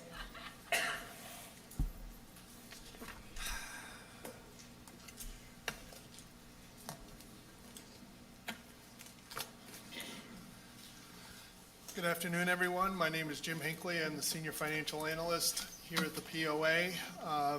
I am presenting the financial information for the month of June, so I'll get to it. Here's presented the balance sheet. Some of the items that I want to highlight is obviously cash. Total cash through the month of June is $19 million with the reserve balance cash about 18.2. Cash has increased year-to-date by $2.3 million. The rest of the balance sheet is laid out pretty standard, no big changes month over month. One thing I'd like to highlight on the liabilities, I believe, I wasn't here last month, but I believe that the board has authorized the payoff of the Welcome Center. Due to the change in leadership, that has yet to be done, but it will be addressed, and I will work with Chad to get that done by the end of this month. And that's indicated here on the list of loans payable. It's still on the books. So that's the 287. Correct. Yeah. Here we're presenting, and I know no one can see this, it will be posted online with the board notes, is basically a list of all the investments that are in the reserve account. It's been reviewed by the FAC on Friday. Like I said, it's going to be available for those to review. These are all high-grade, no-risk investments that's pays out from the low of about 1%, which was purchased last year when interest rates were so low, to the high of about 5.5%, which has been given out early in this year. Do you calculate a composite rate? I have not. Because I would guess it's closer to maybe 4 overall. I would say Kinda that's looks that way, probably doesn't it? close. Which is much improved. It is. So the reason this is on the agenda is under the investment policy, the board is required quarterly to review the reserve investments. So this would be us performing our fiduciary responsibility. So Jim, I guess with Mickey not managing this, who's going to manage the rollover of these investments? That is something to be determined. I presume that the new CFO will have that. Well, yeah. I know Chet Missy and I've been doing the reconciliations every month, so we are taking an active role on making sure that things are going the way they're supposed to. As you can see, most of these investments are laddered, so there are very few that are coming due all at once, sort of spaced out over time. In July, we had 3, I believe, come to fruition, and we moved them over into our short term. One of the interesting things today with interest rate is the shorter term are actually really realizing greater interest. Yeah, you got And so we moved all of those that came due into the short term for a myriad of reasons, but we're also getting better interest rate on Well, those. yeah, short-term T-bills are 5.5%. Yeah. So, We'll move on. Sorry, there should be, anyway, I didn't see it up there, but I'll briefly take it through the P&L. The highlights are revenues are greater than budget thus far this year, about $366,000, $750,000 year-to-date. Some of the highlights, Public Works is up due to warranty fees and tanks being higher, the implementations of tanks. We had budgeted for about 76 tanks thus far this year to be installed. We're about 110 thus far this year. We're slightly behind last year where they had 164. Unfortunately, I was not here during the budget process, so I'm not sure how that 76 number came up, but we will definitely attack it more thoroughly in the coming year. Jim, so you don't have any of these slides? I thought I did, but I apologize. I sent it out to, okay. Mr. Robin. They are in the packet for all you board members, and again, I will make sure that it's posted online. Because I had a question with regard to Public Works. Yes. And the water. Yes. So is there, you're aware of an issue there? Yes. Okay. Water, and more specifically, the cost of sales for water is over budget by $560,000. Again, I'm sort of touched upon what's driving this. I went back to the budget for 2023. 76 tanks were, because that's what the completed homes were expected in thus far, the first half of 2023. We had 122 tank installs, so the cost of those were higher because there was more volume. Also, and this is something I need to look into greater detail, the cost per install is much higher. So you have a greater volume and a cost per install is higher. So I have to work with the accounting team to dig into that a little bit more. Why exactly, our run rate for 2023 is about $7,200 versus the budget of about $5,600. Right. So that's what's driving that big. Right, and that's, yeah, the big decline in margin on those installs that went from 30-something% down to like 23. Correct. But my bigger question was on water revenue and cost, specifically the water we buy. So water revenue is up 13% year over year, but cost is up 27%. So we're buying twice as much water volume-wise than we're selling. And I don't know if that's just an accrual issue. There should not be out of whack. I mean, if we're selling 13% more water, we should be buying 13% more water. I understand. Unfortunately, I don't have an answer right now for that question. I will jot that down, and I will let all of you know my findings. I know that the water revenue, I did do analysis on that, but that's not addressing your particular question, comparing what was in the budget and what we've actually spent and so forth. Last year, sewer and water were combined as far as the budget, so there's like $1.1 million that it looks like we're off year over, compared to budget. I'm sorry, year over year, but that's not what you're asking me. So I don't want to go off on a tangent. So I know, you're an analyst, so if you wanted a small project, we changed the rates last year, or this year. Yes. We made the decision last year to change the water rates. I'd like to know, of that 13% increase in revenue, how much is attributable to a rate change versus more volume? And my understanding from listening to the gentleman earlier that the volume hasn't changed a whole lot. I don't have specific numbers to back that up. Well, the amount of water we're buying would indicate the volume's changed. We're buying 27% more water. I understand what you're saying. So just, I don't know, we've had issues before with accruals. Yep, I will take that back, and I will get an answer for you on that.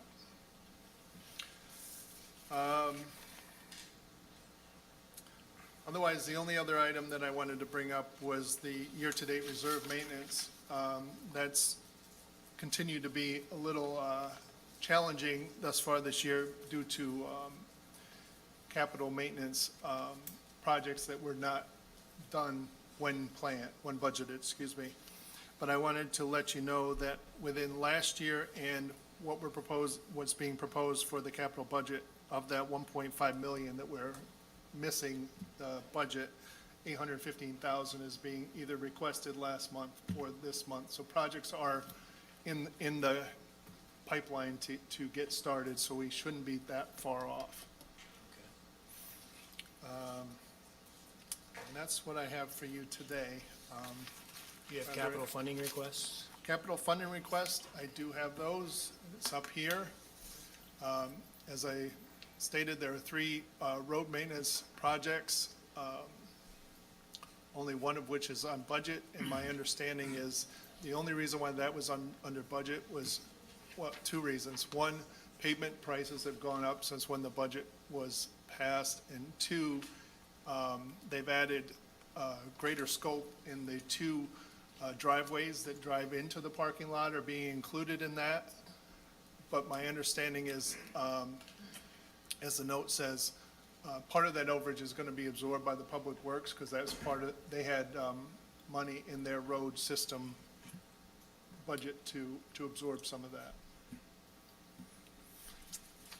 So I'll make a motion on the first project, and that would be to approve the expenditure of $234,379 to resurface the Village Square parking lot and access roads funded from reserves.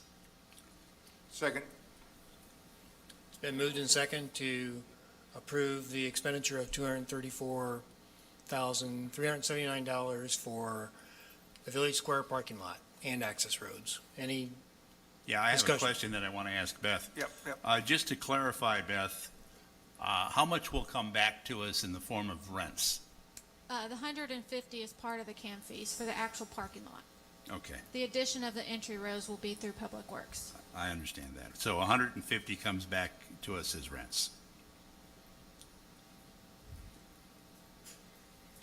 Any other questions? If not, we'll call for a vote. All in favor of approving this, raise your right hand. 7-0.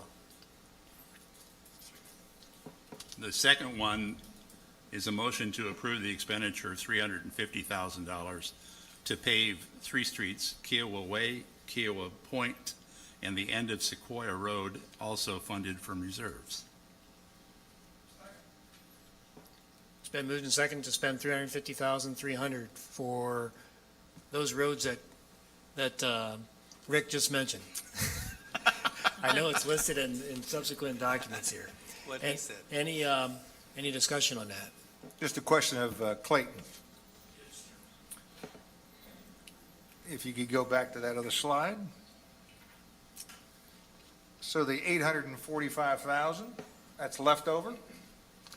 Are you going to spend that on other surface projects this year? Yes, sir. You all have already permitted a $340,000 project for the road sealing project that is going on in Toqua.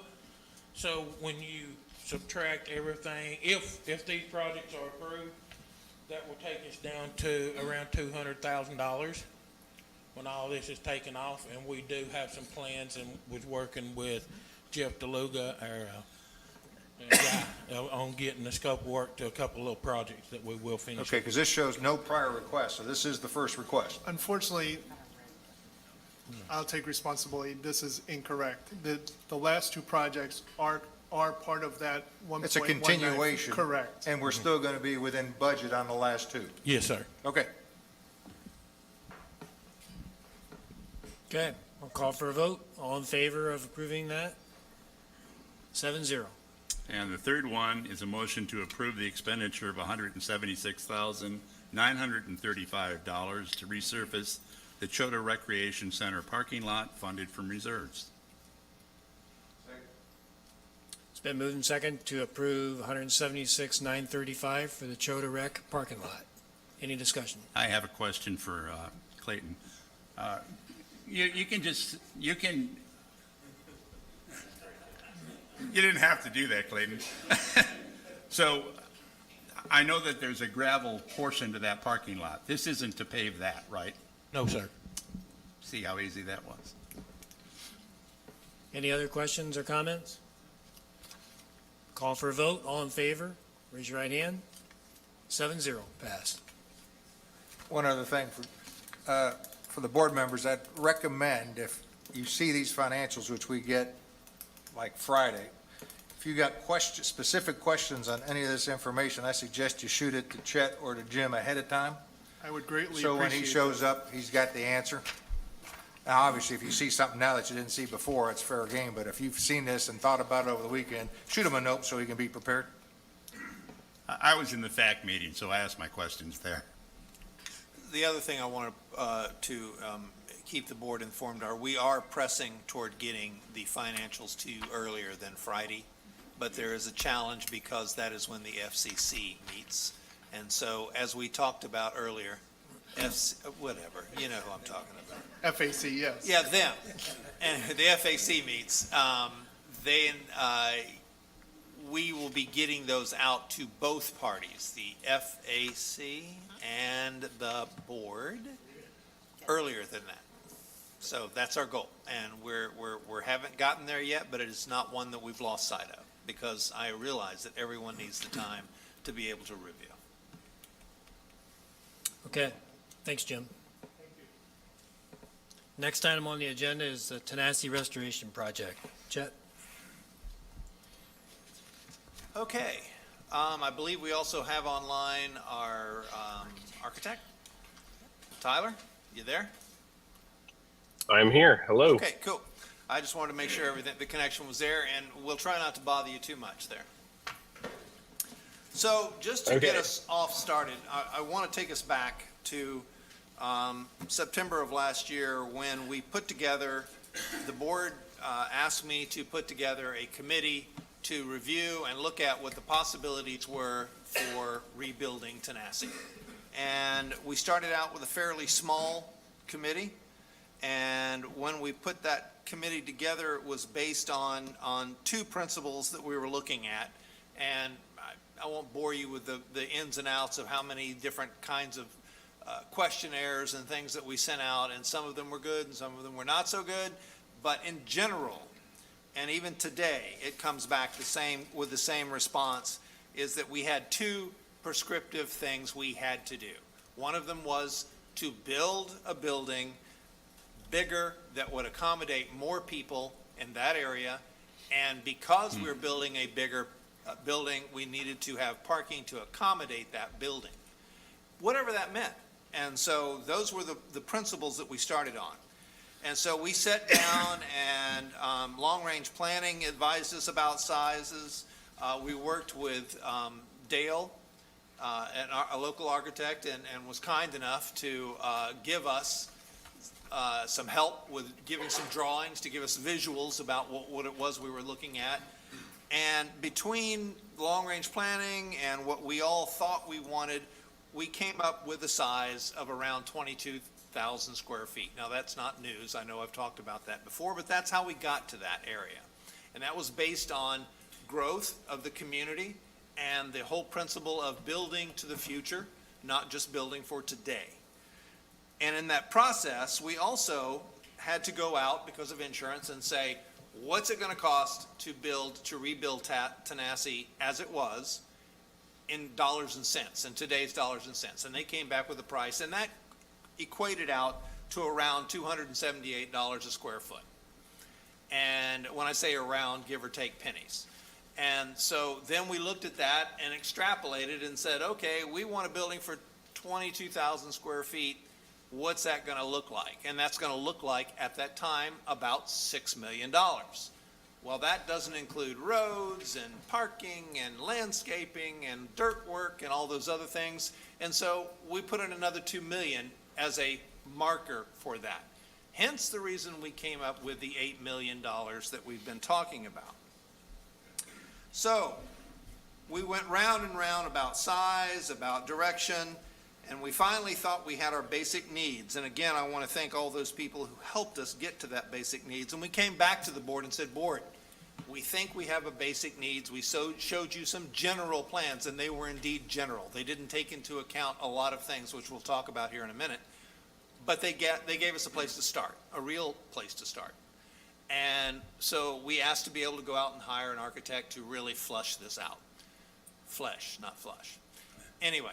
And so we got that done, and we hired Paradigm and Tyler's group, which is online, and we started all over again. We started doing things like Paradigm just drove us nuts with asking questions. But we went through everything. We went through size. What's the effect of that size? Do we really need 22,000 square feet? Do we need, and if we don't, what do we need? And how does that fit on the location? What's the flow of the golf course versus the dining versus the cars coming in and out of the parking lot? All of those details, dock access, all of those things. And then last but not least, something that none of us had even looked at and is still under review, is watershed issues. We have to meet the county and state and federal watershed principles that have to happen around that building once it's built and how it's built. And so those brought up an awful lot of things. So as Paradigm progressed, they came back and said, you know what, based on the flow and what we can do to maximize your building space, you really don't need 22,000 square feet. You need more like about 18,000 square feet. So we started looking at that, and what does that mean in terms of parking? What does it mean in terms of size? Where can we put it on the land that we have? With the painful assumption that there's only so much space. And during that argument, as a side note, during that argument, we looked at, okay, can we buy some of TDOT's land? Or will TDOT even sell us some of their land? And sure enough, they will. There was one little thing they forgot to mention. Yeah, they'll sell us the land, but oh, by the way, in somewhere approximately 10 years, they plan to widen 444. And so eminent domain will take that land back whether I want to or not. So that was a waste of time. So I just want to be sure that everybody understands, we looked at every crazy thing we could possibly do.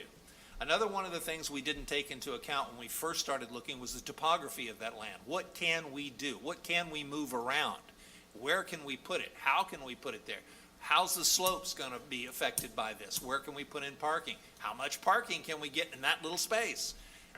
And ideas about, do we put in landscaping in the parking lot? Do we not put landscaping in? Do we make it look like a Walmart parking lot? I mean, all of these kinds of questions ad nauseum. And I think all of the members here who are part of that committee understands how arduous and how difficult those questions were.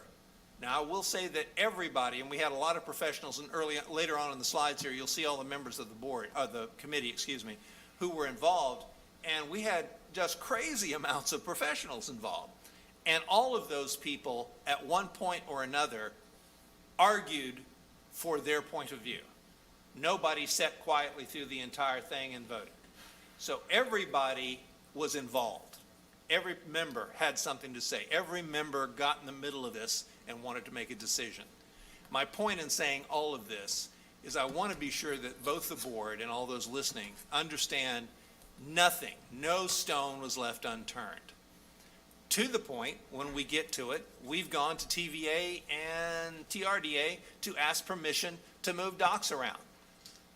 I also need to add that we've not gotten that permission yet, but so far, the comment is that it is possible. So all of those things are taken into account as we go through this, and I want to be sure everybody understands that. So this takes us to where we are now. This is it. All right, so the committee had some original decisions to be made that you guys are aware of, but I'll go through them again. And it basically comes down to we have three things within an approximate budget. We need to have 280 parking spaces. That's based on the square footage of the building and the usage. And we have a golf course we don't want to disrupt if we can help it. And we want a building that has multiple uses and is appropriate size for our future. And so those are the three that we had to deal with and as it's got the little note at the bottom, which is an absolute fact, we were landlocked. This is all we got. Okay. So in looking at the background on parking, it was parking versus dollars versus golf versus building, and you can see that. And one of the things that we came up with is that the day Tanasi burnt down, there wasn't enough parking, period. So we started behind the curve in this whole process, not ahead of it.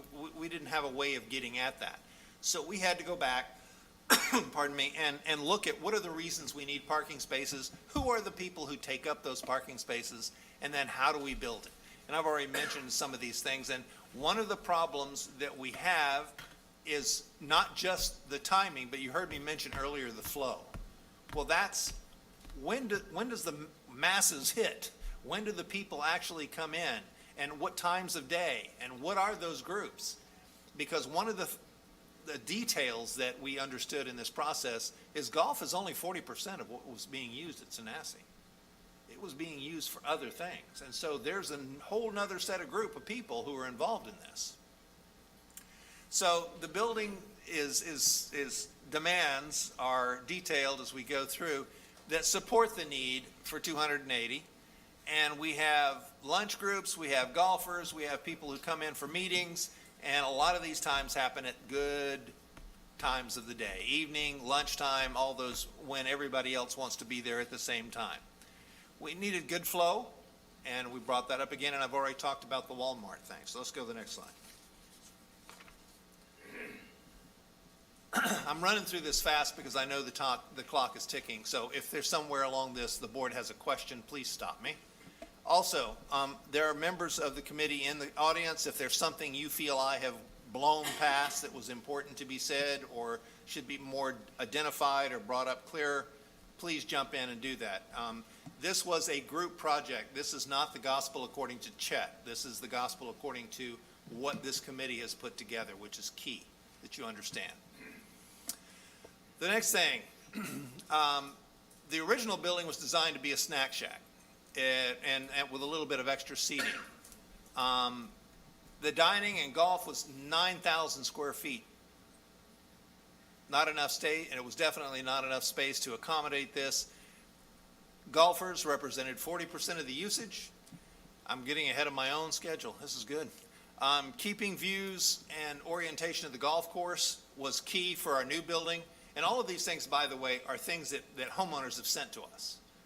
I mean, we're smart, but we were not the geniuses who came up with this list. It's the homeowners who came up with these lists. And that's what we've collected.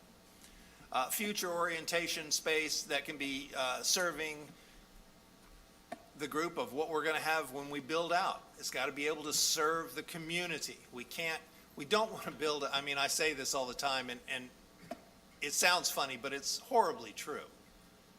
I don't want to build you a building and the first day it opens, it's already too small. That to me is a waste of your money. And you should be really angry about that. So I can't do that if I can help it. So that's why we've gone through this much trouble to look at the golf, the post-golf timing when people come in from their rounds, when you have 100 guys who've been out golfing come in at a specific time. We also have a golf world, which I thought was an interesting term, but it's basically an area where we can do indoor putting and have some training that goes on with golf simulators. That would be inside there too for rainy days. And again, creating a flow. A lot of the things that came up with that influenced the space was also, the interesting thing is separating golf or separating bar and restaurant was a concern, because the bar being in the middle of the restaurant, the golfers, you're a rowdy crowd. I'm telling you, got lots of complaints about your noise. So anyway, they wanted to separate them out and keep them in different areas. And so basically it comes into dining inside is 87 seats, the bar 42 seats, outside dining 80 seats, golf flex space 80, and air-conditioned or unconditioned space outside on the deck is 25. Now, when we get to the example, you'll understand what I'm talking about there in terms of outside space that's not conditioned. One of the things that Paradigm brought to us, which I thought was the real genius of this process, is the term flex space. You don't always use meeting space for meetings. You don't always use where everybody wants to hang out and drink and have conversations for hanging out and drinking and conversations. So using the flex space of the idea of having space that's there that can have multi-uses. You can have meetings going on one day, and the next day everybody's sitting around a table playing cards, and the next day everybody's having drinks and talking about how they cheated at their golf game. And so all of those things are going on all the time. That multiple uses, which makes this building what is the best part about it, is its multiple use. Okay, go to the next slide.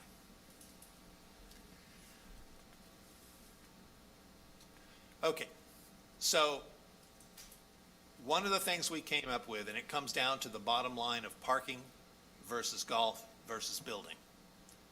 We can't have all three. I can't give you a building that's an appropriate size for the future and give you parking that is indicative of what's going on inside that building and use all the space that golf is currently taking up on that peninsula. So we have to reimagine what we're going to do with 9, We have to have more green space. We have to have more green before the water, because that's back to our watershed issues that we have to comply with. And so as we get to this final look, you'll begin to understand where I'm going with this. The estimated cost of moving the ninth green and reimagining it across the cove is about $500,000, excuse me, $500,000. And that is the current guess from the architect who's designing it. We've looked at concepts, and I'll show you what I'm talking about when I say we've looked at concepts about keeping the ninth green and all the different golf committees and everybody, and we can't do it. We've found no way practically to be able to keep the ninth green on that peninsula. And we've talked to the golf committee, we've had the pros look at it, we've had the golf architect, and they all believe that they can give you I'm not a good enough golfer to use this term, but I'm quoting them, a better golf experience on 9. That's what they're telling me and the committee that they can deliver, is a better golf experience on 9. Next. So this was the architect's rendering of what 9 could look like on the other side of the canal. And that, has all indications, and you guys understand how that lays, and I know that 9 is an uphill and then a downhill hit, and a bunch of other things that I frankly am not the best one to be talking about in terms of golf. But that's a designer's idea of what a good course would look like, or a good hole would look like there. We have to see on that regard. Or you will have to be convinced of that, and he'll have to come back with a better rendering that gives us details about the entire length of 9 and whether it will be a par 4 or not. Okay, committee's consensus. As a group, we all considered that the building size and the parking lot and greenery around that to support it was number one. We had to have enough parking to be able to handle all this. And then we had to have a building that was multiple purpose and built to the future. And then the last priority was least disruptive to the golf course in the community. I can't emphasize enough, the gotcha in all of this is the amount of real estate we had to work with and all the parameters around that. That's the problem that we were up against from day one. Okay, so this is the drawing, and there was a red pointer around here somewhere. I saw it. I have it. You still have it? Okay, so one of the areas that I want to talk about a little bit. Camera guys, I'm walking, sorry.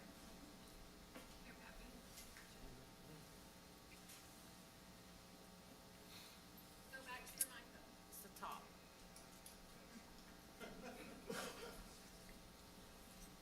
Okay, so one of the things that I wanted to point out, I've been talking about this watershed issue.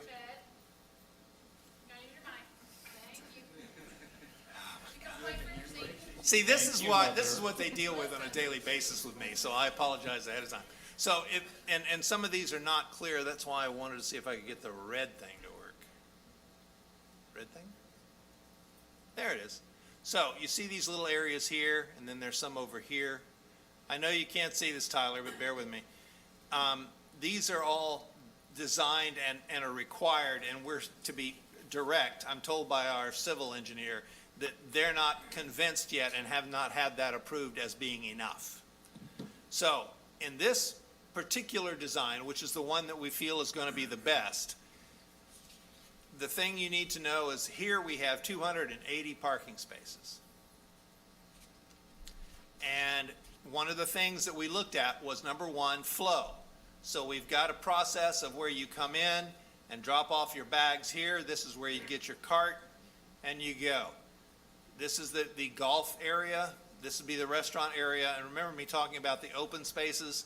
This is over here. This would be outside seating on this side. Out here between the two, under the roof, there's open spacing and seating for 25. As you look at this, it's all about flow.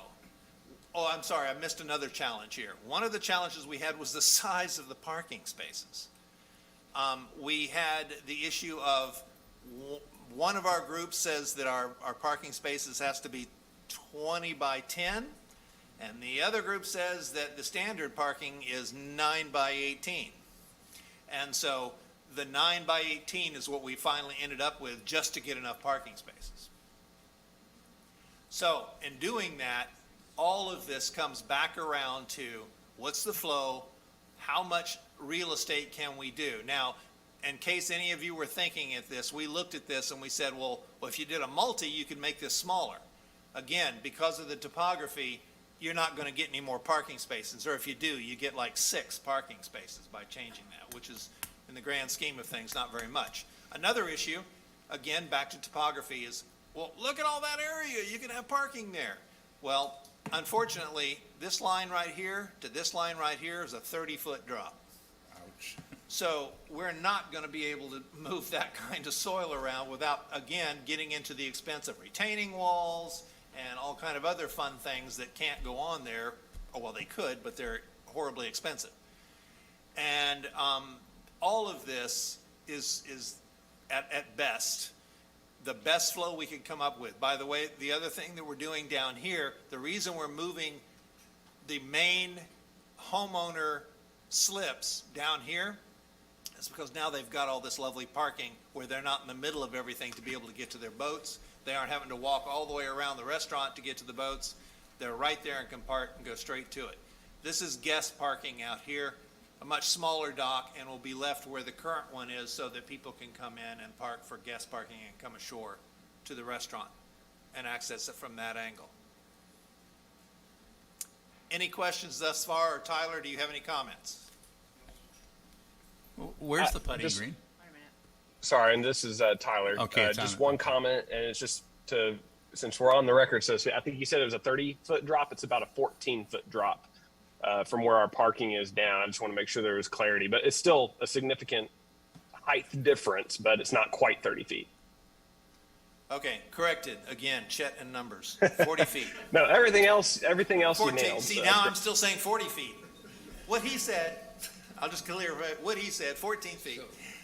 Okay. There was another, the putting green is here. I think I can get this to work. Yeah, this is the putting green and chipping green and that sort of thing. What's the actual square foot of that? Do you remember, Tyler? The putting green. The putting green, I think we're at about 12,000 square feet. Gary is actually in the audience, who's our civil engineer, so he may be able to answer that if he knows. But I know it was around 15, and we had to make it a little smaller to get our cart parking and loading docks. I think it's around 12,000 square feet, plus or minus. Gary, if you want to come to the mic, if you don't care, or you can sit down at the table right there. This is Gary. He is the civil engineer that works with Paradigm, and he was able to join us today.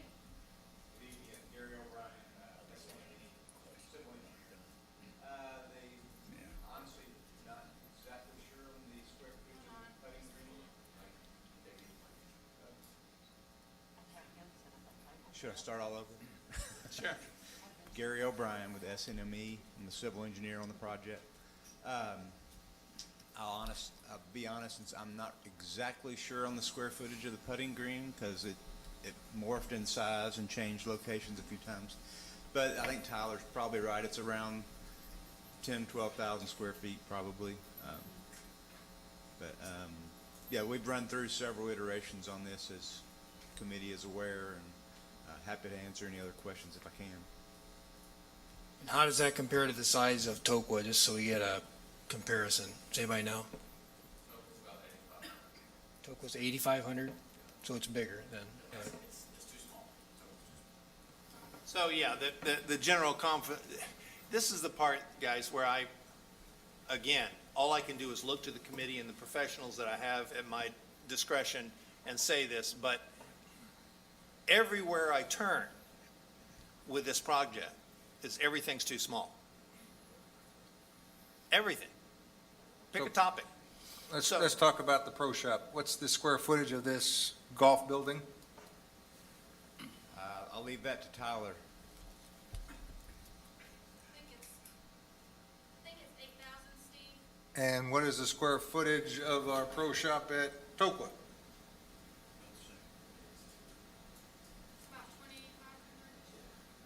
So you got Sorry, 8,000 I'm back versus on. 2,500. That's the entire building. I understand. Okay. Yeah, this is not all pro shop, by the way. No, because you've added simulators and other areas. Steve, that includes car storage as well. All right, and the pro shop here is 1,200, 1,400 square feet. Well, the 8,000, is that, is the cart storage below? Yes. Yes, it is. So, So but the the- building, sorry, the pro shop specifically is 1,200 to 1,400 square feet. The building in totality, I think, is about 8,000. I'm pulling it up here. I have it. Okay, what I'm looking for is a comparison. If I take the square footage of the Tokwa Pro Shop to the one floor, not cart storage, of that building, which includes simulator space, other space, how much is that square footage?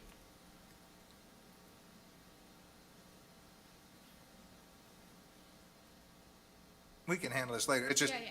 comparison-wise, I believe the Tokwa Pro Shop, which is a nice pro shop, is significantly smaller than that footprint right there.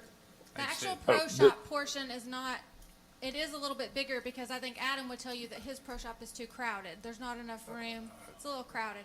But it's a little bit bigger when you point out just the pro shop. But we'll get to the floor plans another. We'll get to the floor. Yeah. And so the How big is the Tokwa building altogether? Any idea? Remember Clayton? Tokwa building altogether, is it like 6,800? Do you remember, Chuck? 6,800 square feet with the outdoor seating, Yeah. 9,500 square About feet. 6,800. Thank you. Okay. and that hey, I'll go ahead and I have the square footages just so you know the golf building. Let's finish. Okay, let's finish the stance and then we'll get to the questions. Okay, this is, whoa. What the hell is that? The screen's kind of washing it out. You're just gonna have to point 9 is still there. This is the site plan. Okay. Option 2, it retains the existing ninth Okay, green. this is Yes. 9 here. That's why I looked at that and went, what? It's washed out, you can't see it very well, but suffice it to say, it's very tight around the ninth green. Those sand traps are Right here. 15 feet from the parking lot, so I mean, they're close. So this takes us down to 214 parking spaces Yeah, park at your own risk. and some very entertaining landscaping. So at the end of the day, we know that we have to have 280 to accommodate that building. That's not a suggestion, that's not me guessing, that's based on the algorithm of number of people seated, number of people passing through, number of people who come back and sit, and the flow from tea time and dinner and supper. So it's all, those are all factual numbers, they're not magic. Well, they were magic for me, but for the people who understood, they were not magic. So, And just to add just a little bit, on option 1, you get 281 parking spots. On option 2, you get 214. While holding the building the same size. Yes. Okay. Yep. okay. This is what the conception of what the building would look like built out. Now, it's not contrary, this is not meant to be a pun, it's not built in stone yet, but it is a conception of what the building footprint and the floor plan would look like. Basically, that's one side and that's the other.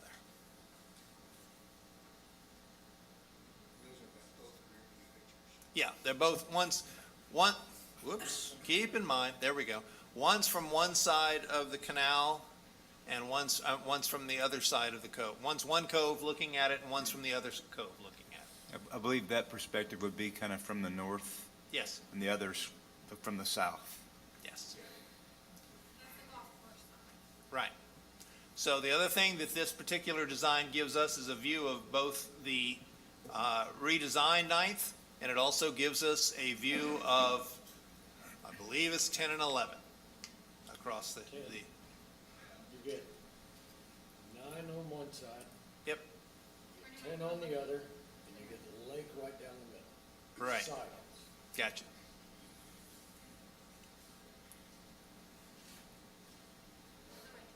Okay. Other way, sorry, wrong way. Keep going. Okay, so now we're talking about forecasted of homes and growth.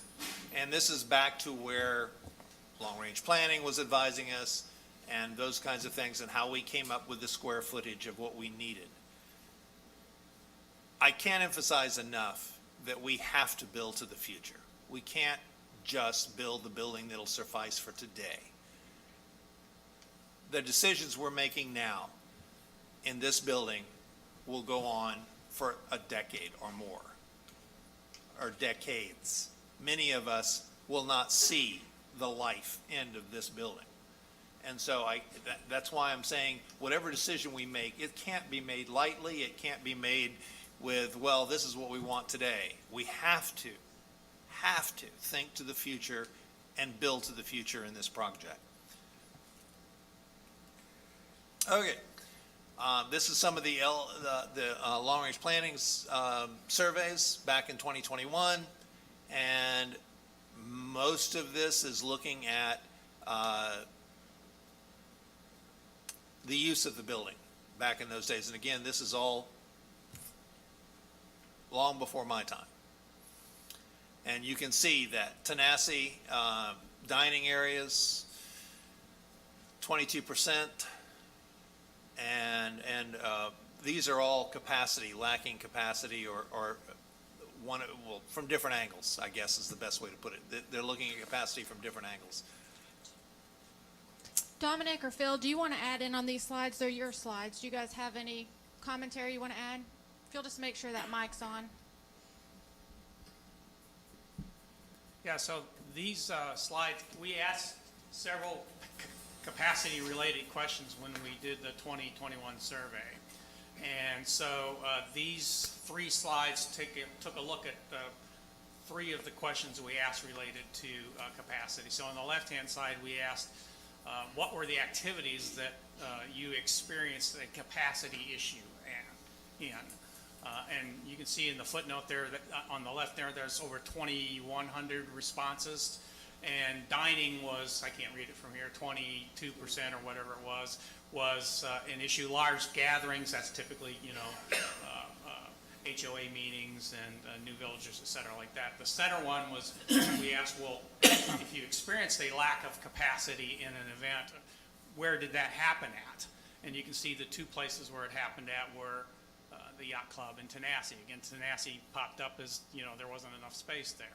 And then we said, well, what issue did the lack of capacity apply to? And again, I can't even read it from here. Parking was one, and then room capacity was the other. So these are just some data points that we knew back in 2021 that we were straining with the old Tanasi in that we didn't have sufficient dining space, we didn't have sufficient capacity space. And I will echo what Chet just showed you before, which is our housing growth forecast. Depending on the speed of housing there, and you can see sort of a low growth, high growth forecast. The slow growth forecast is less than 10 years. It's 9 years. We're going to have another 1,400 homes built out in Tellico Village. Multiply that times 2. That's 2,800 more residents that are going to show up at Tanasi and hope to play golf or hope to dine or whatever. And, if we undershoot the mark, shame on us, I think, if we undershoot the mark. Another one of the things that I know that I received information on, and I had multiple homeowners bring up to me, was to be sure that whatever we build, and I'm just going to go back 2 seconds to whatever we build, that we have to have appropriate green space around that building. And of course, we have our own guidelines in the Red Book. It is the Red Book, right? Yay. Anyway, that has very specific guidelines on what public buildings are supposed to be and how they're supposed to be, the greenery around them, protection of the parking lot from view, just general landscaping rules that we must maintain. And that's one of the other costs that I've tried to at least keep out there in front of us, is that we have to do a good job of landscaping.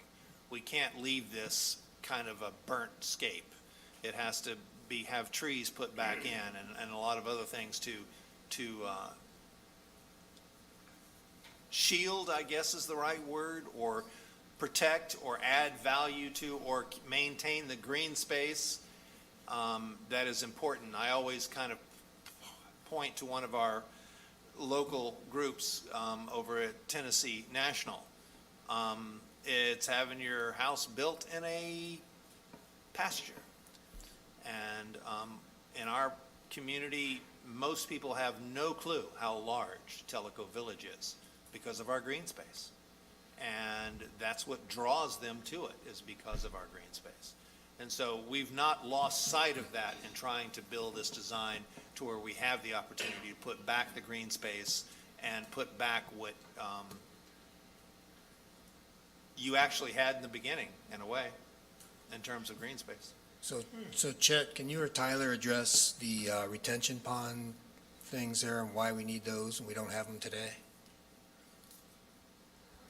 I can. Okay, sorry. That would be in my realm, yeah. That would be in your world, yeah. There, actually, what we're proposing there are water quality ponds or bioretention. And we're still working with the appropriate entities to get everything approved, but talking with the engineers who are reviewing our plans. But in theory, you would not, at this low in the drainage basin, this close to the water, you wouldn't need a stormwater detention, because all you would be doing is holding the water back until the other water got there. So you would actually be increasing peak runoff. That's maybe getting too technical, but we do want to address water quality, because you've got cars parked there that might drip oil, other contaminants that from the pavement. So we do want to route that through the bioretention, which acts as a filter and cleans the water before it's discharged to the lake. So that's the purpose of those. Again, we're hoping that the sizes are about right and the number of those areas are about right. We'll work with the reviewing agency, reviewing engineers to make sure that requirements are met, but that is the purpose of them. Will we have to do sampling and testing Should of not. discharges? I don't think so. Okay. I've not been notified of that, if we do. It's basically a self-cleaning, I mean, it's self-supportive. You may have to go in and maintain a little bit, clean out. If an opening gets clogged, you might have to clean it out a little bit. That's regular maintenance, nothing significant. I was going to point out, to your point, in green spaces, we've designed in, you can see a little bullet nose, kind of oblong shapes there in the parking lot. Those are all grass islands, which would have, yes, and at the ends of those parking bays, you'll see those on the left side, just they're even bigger a little bit. Those would be grass with trees. Then you would have trees along along the road there, kind of blocking noise from the road. And then, yeah, we would have trees and plantings, and we have a landscape architect on our team, and he's already geared up to give you something really nice there. So. Okay.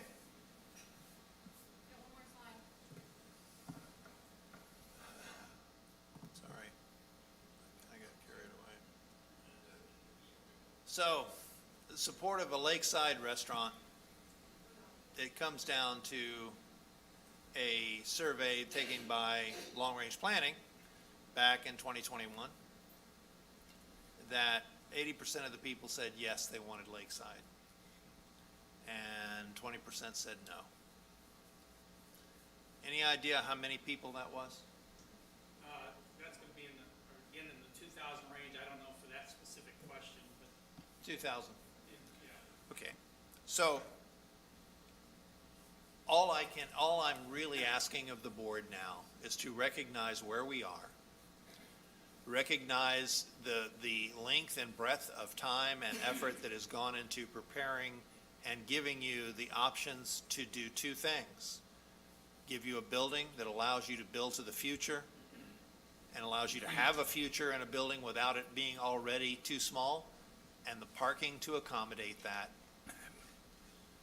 And also, I hope you'll see that it is a very nice design because it is on one floor and not on multiple floors. and the cost differences between that are significant, and the reduction in square footage has been significant to be able to try and find ways to cut the cost of this process. One last thing, which is, I guess, not really anecdotal, but in some ways it is. Currently, the estimated cost per square foot, and it is estimated, we've not had a contractor look at this, is around $312 per square foot. So it's gone up just a little since September. So my point in all of that is that what I'm asking of the board is to, number one, say, yep, you're going in the right direction, or no, you're not going in the right direction. And by the way, yeah, that's a very good point. I apologize that I'm bouncing around a little bit because I've got, my head's moving faster than my mouth. This is all the committee. For any of you who wanted to know how many people who were on the committee and who those people were, this side over here is mostly employees or people or vendors. This side over here are all homeowners and professionals who were involved. So we've added and included so many people from the community and so many varying disciplines to be able to advise us what's the best thing to go. This has not been an apparition, or we've not, 6 people in a dark room come up with this. This has been a long and arduous process with lots of variations on a theme. Beth, you had a comment? Well, I was just going to say, if the committee members wouldn't care to stand up, I know several of them are in the room. They've worked really hard. We've been doing this for 9 months, a long time. Thank you all.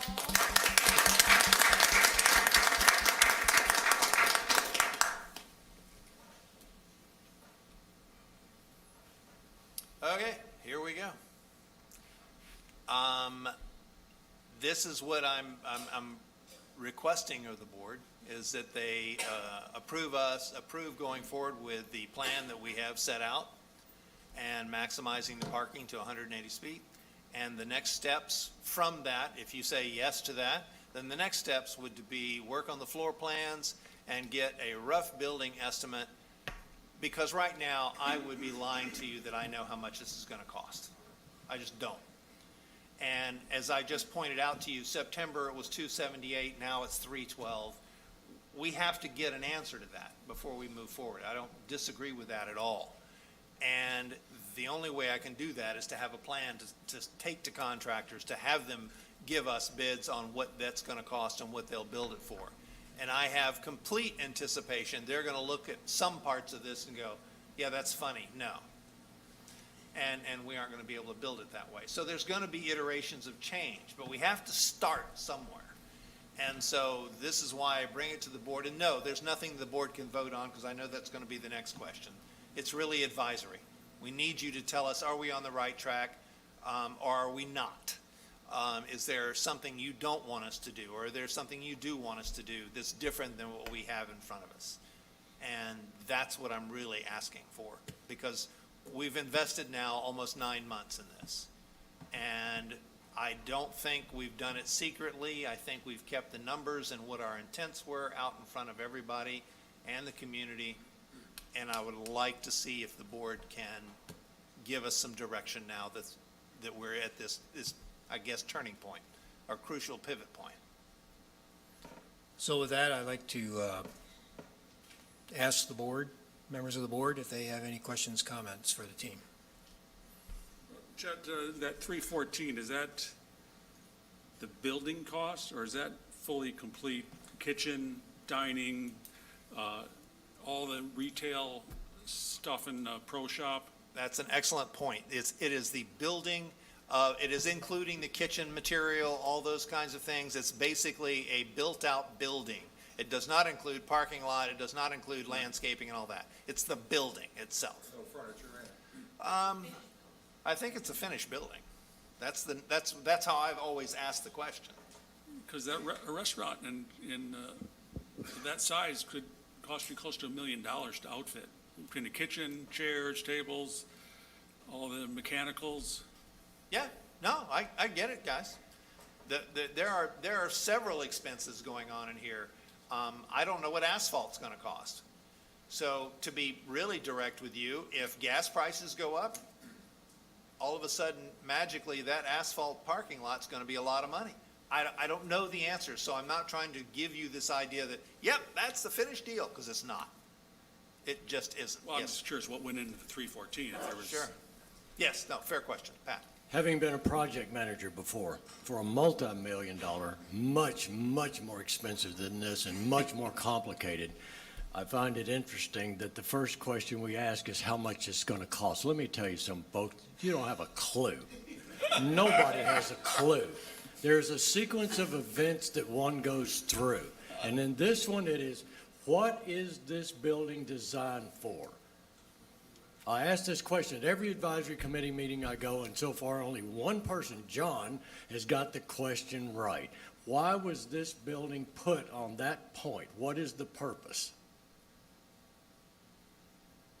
Oh, shut up, Casey. You know the answer. It's put there for a golf pro shop, and a restaurant was attached. Howard, come up to the microphone. Howard has been here since they pushed the dirt off of Tanasi. Tell us what it was. Hold on, Howard, let's make sure that's on. Okay, I'm on. Howard Higbee, I've been here, as Pat says, since 1995. That was when Tanasi was being built. The golf course was being put in. It had not opened yet. It opened in '96. The original concept from the developer was, as Chet said, it was a golf shop with a snack bar attached to it. That did exactly what they did in Hot Springs Village, which was another one of their developments in Arkansas.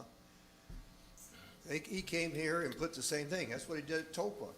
We had a small golf shop with a snack bar attached to it. Right. Thank you, Howard. Guess what we did with Tokwa?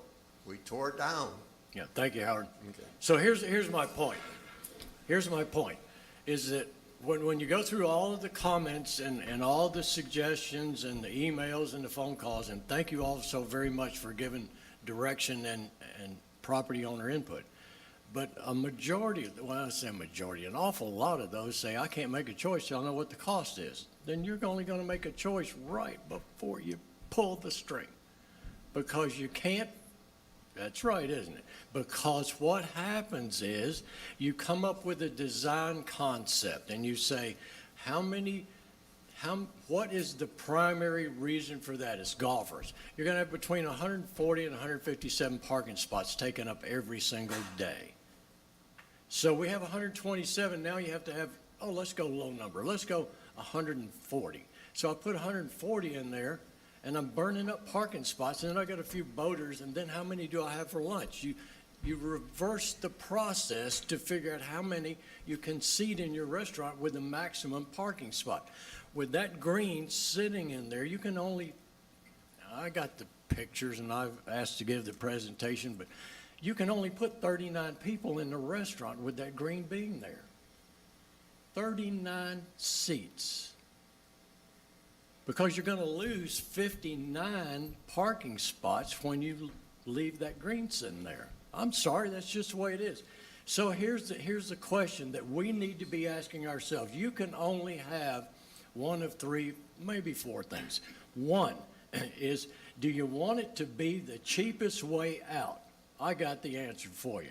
You take a temporary clubhouse, you grade it, you put the temporary clubhouse over, you shove the temporary cart barn behind. It's a pro shop. You get a Coke out of a drink machine, a candy bar out of a pull lever machine, and have a good time. That's the cheapest way you're going to get out. No restaurant at all. You already got the other two buildings. Number two, the next one is that you're going to have to move that green in order to get that restaurant in there.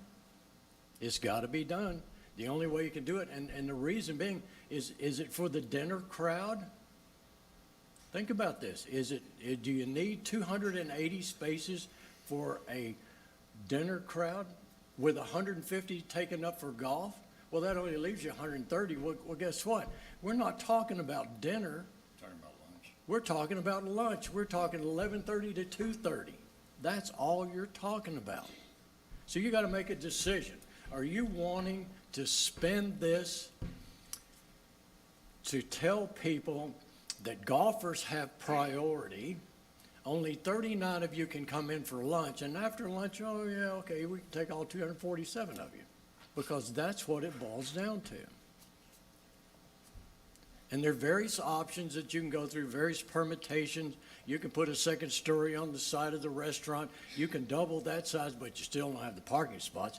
But you can then shrink the restaurant to make it 2 stories. Hey, that's a great idea. But then the next thing you do is you're not gaining enough parking spots, and you got a kitchen on 1 floor and a restaurant on 2 floors. Well, bless my heart, the service I'm going to get on the 2nd floor. So you got all of these things. Every time you say, I want something, you've got to then work through those permutations, right? Nothing is free, nothing is automatic, and you got to pay for everything. And so what is going to be the answer? And what this committee is asking, a simple question. There has to be a direction before you can even get to any semblance of price, because you go to the building design, and you say, okay, go that direction. Or today you say, no bad feelings, just say don't do it anymore. The second one is, you guys then go out to a general contractor, correct? And you say, here's a good estimate. And then we say, let's bid. 3 bids, come back. We say, we got $6 million to build this. General contractor says it's gonna cost you 8. Guess what, folks? We do it again. Or you come up with the money. Today, we're not asking for a vote. We're not asking for anything other than, do you want a Tanasi similar to what it was to service golf, boaters, restaurant, and flex space? If you do, the green's gotta go. If you don't, we gotta go back and start all over again. That's it. My 2 cents. Thank you very much. And thank you for that diatribe. Well, I guess my answer is really be a simple answer, no. We want the 9th green to stay. I will tell you, I'm not going to vote for any plan that relocates the 9th green. The number of golfers is not 140, it's not 140 cars. Most golfers come in 2s or 3s. I live in Kahidi, it's 18 miles from my house to the Tanasi clubhouse. When my group comes over here, 3 or 4 of us drive in the same car. We don't bring 4 cars over there. So if you got 140 golfers you're talking about, it's probably only 100 cars or 90 cars. Husband and wife don't come in 2 cars to go play golf. They come in 1 car. They come in 1 car to go to the restaurant. You don't need anything this big. I looked at every one of those comments last night. The Beth sent me all the 280 something comments, I guess. Most people said, 1, no simulators. 2, no need for any meeting rooms. Restaurant, yes. As far as the 9th green goes, I counted about 50-50, keep it or take it away. I don't think we need to build another yacht club, and that was one of the comments. We don't need another yacht club. We have a yacht club. We don't need anything that elaborate.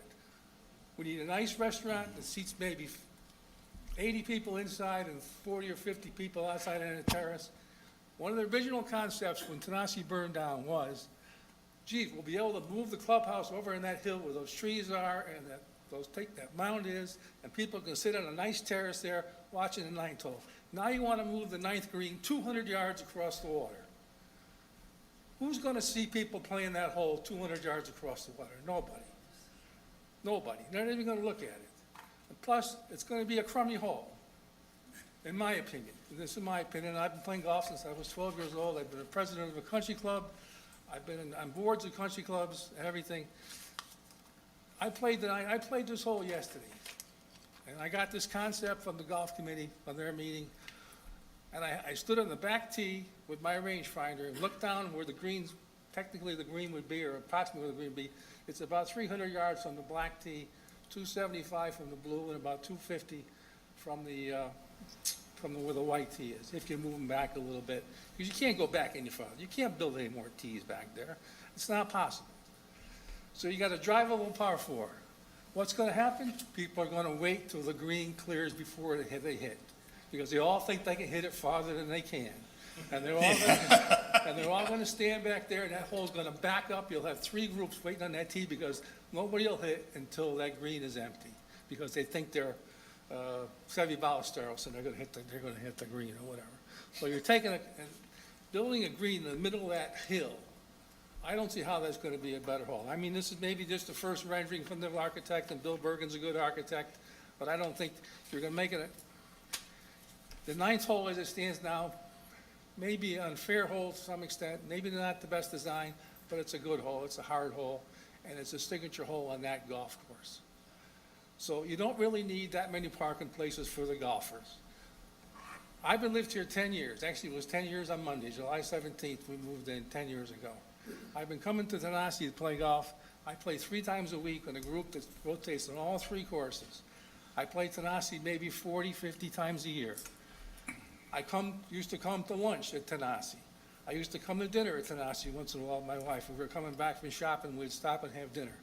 Not once in 10 years, and I play at 8 o'clock in the morning, 10 o'clock in the morning, 12 o'clock in the morning, 1 o'clock in the morning, not once did I not have a parking place, get a parking place. Sometimes I had to park on the left there where that gravel is up on the top there because it was kind of busy. And I've never had anybody come to me and say, gee, I wanted to go to Tanasi for lunch and I couldn't go because I couldn't find a parking place. In 10 years, no one's ever said that. No one's ever said that to me. And the people don't go inside all the time. 100 guys don't go inside after they play golf. Half the people, I hate to say this, but most of the ladies, when they play, they put their clubs in their car and they go home. They don't even go in the clubhouse. Or they go in the clubhouse for 5 minutes or 10 minutes. That's not true, sir. Well, that's been my experience. And I shouldn't have said the ladies, and most of a lot of the guy golfers, the guys that play at 8:30 in the morning, they don't go in the clubhouse. They keep their clubs in the car and they go home. So I think this, a nice restaurant. Okay, thank you. 108 people that golf, and they frequently stay for lunch. Not all of them. Not all of them. Okay, so That's my take. Start over. we want to hear from you, so next time, please comment and come on up to the mic, that's fine. We're still with the board, though. Yeah, we're still with the board, though. I agree with Bob. I think the building is too big, first of all, but what we're trying to do here is put a size 9 hand in a size 7 glove.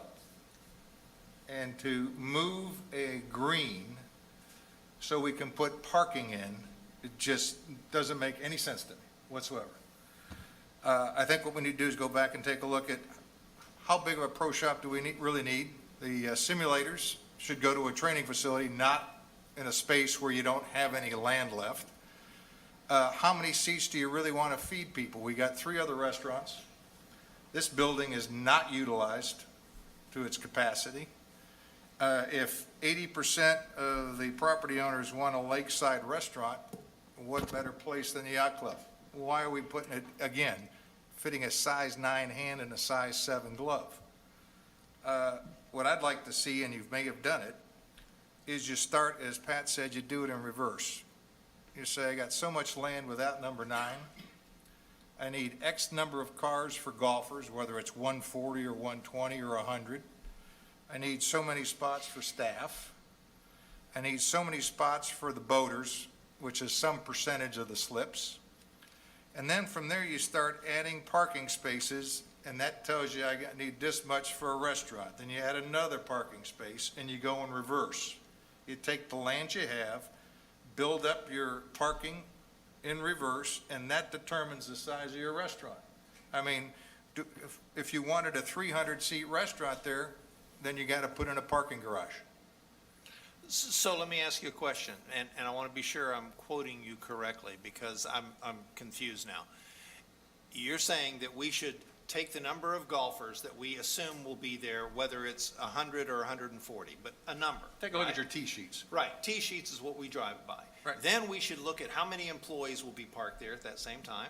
Then we should look at how many people go to the restaurant in the past and in the present and possibly the future. Nope. What you Okay. do is you say, I've got so much land, and I'm going to allocate parking first in that order, and that tells you how big your building can be without building a 2-story parking garage. Okay. If you want to have more lakeside dining, put a plan together for the yacht club. You've already got a perfect location here with great views. Okay. Even if you've got to go back to the original purpose was, because you have such little land, is the building is for golf, so it's a pro shop, and you might have a small grill. But you maximize your parking, you don't maximize, say, I need a 22,000 square foot building, and then back into how much parking you have. You say, this is all the parking I can come up with. My concern also is, yeah, we can go borrow money, but you're looking at, with the calculations the team has, you're looking at $6 million for a building, possibly, could be less, could be probably more, and then you got all the parking you have to put in. Plus, you got to put the cost of relocating number 9 green and redoing a hole. And I'd like to see the number, and I know you don't have it, and you won't have it for a while, but I cannot support moving number 9 green either. Yeah, I'm with Bob. One comment, I don't know if we've addressed this, what's the percentage of private carts in Tanasi? I tried to get it off the round sheet, but there's some formula errors on the round sheet. To my knowledge, and Casey, you and It's definitely I can pull it up. It's definitely your smallest population. I started to say, Tanasi has very few personally owned golf Well, carts. it looked like it could have been up to 20%. But again, there was some formula errors on the round sheet. That's, that, you don't have to have parking for that percentage that has private carts, obviously. Yeah.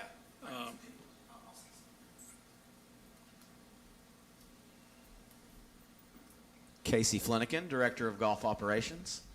The way we're structured, if you have a private cart, Bob, right? You have a private cart. So the way we're structured, if Bob plays at Tanasi, he does get a price break because we assume that hopefully half of his golf is played at his home base, right? Which is, in this case, is Kahiti. So when he travels to the other 2 facilities, he does get a price break. So when you look at private carts, that's not telling you the number of people it is. It's telling you how many rounds did someone play that does own their own cart at the facility they play. I can probably do some reporting and figure that out for sure. I will say, not to cause controversy, just to state some data that on Monday, if you look at Mondays, Wednesdays, Fridays are our busiest days. In the first 4.5 hours, which is assume those cars aren't moving, and you can pull it up on your tee sheets, there's 131 players on the tee sheet. Not one of those are a married or a couple in the same household. So. And then I guess the other thing we'd have to consider is if we're going to move 9, what's the loss of revenue if you're playing on 17 holes for better part of a year?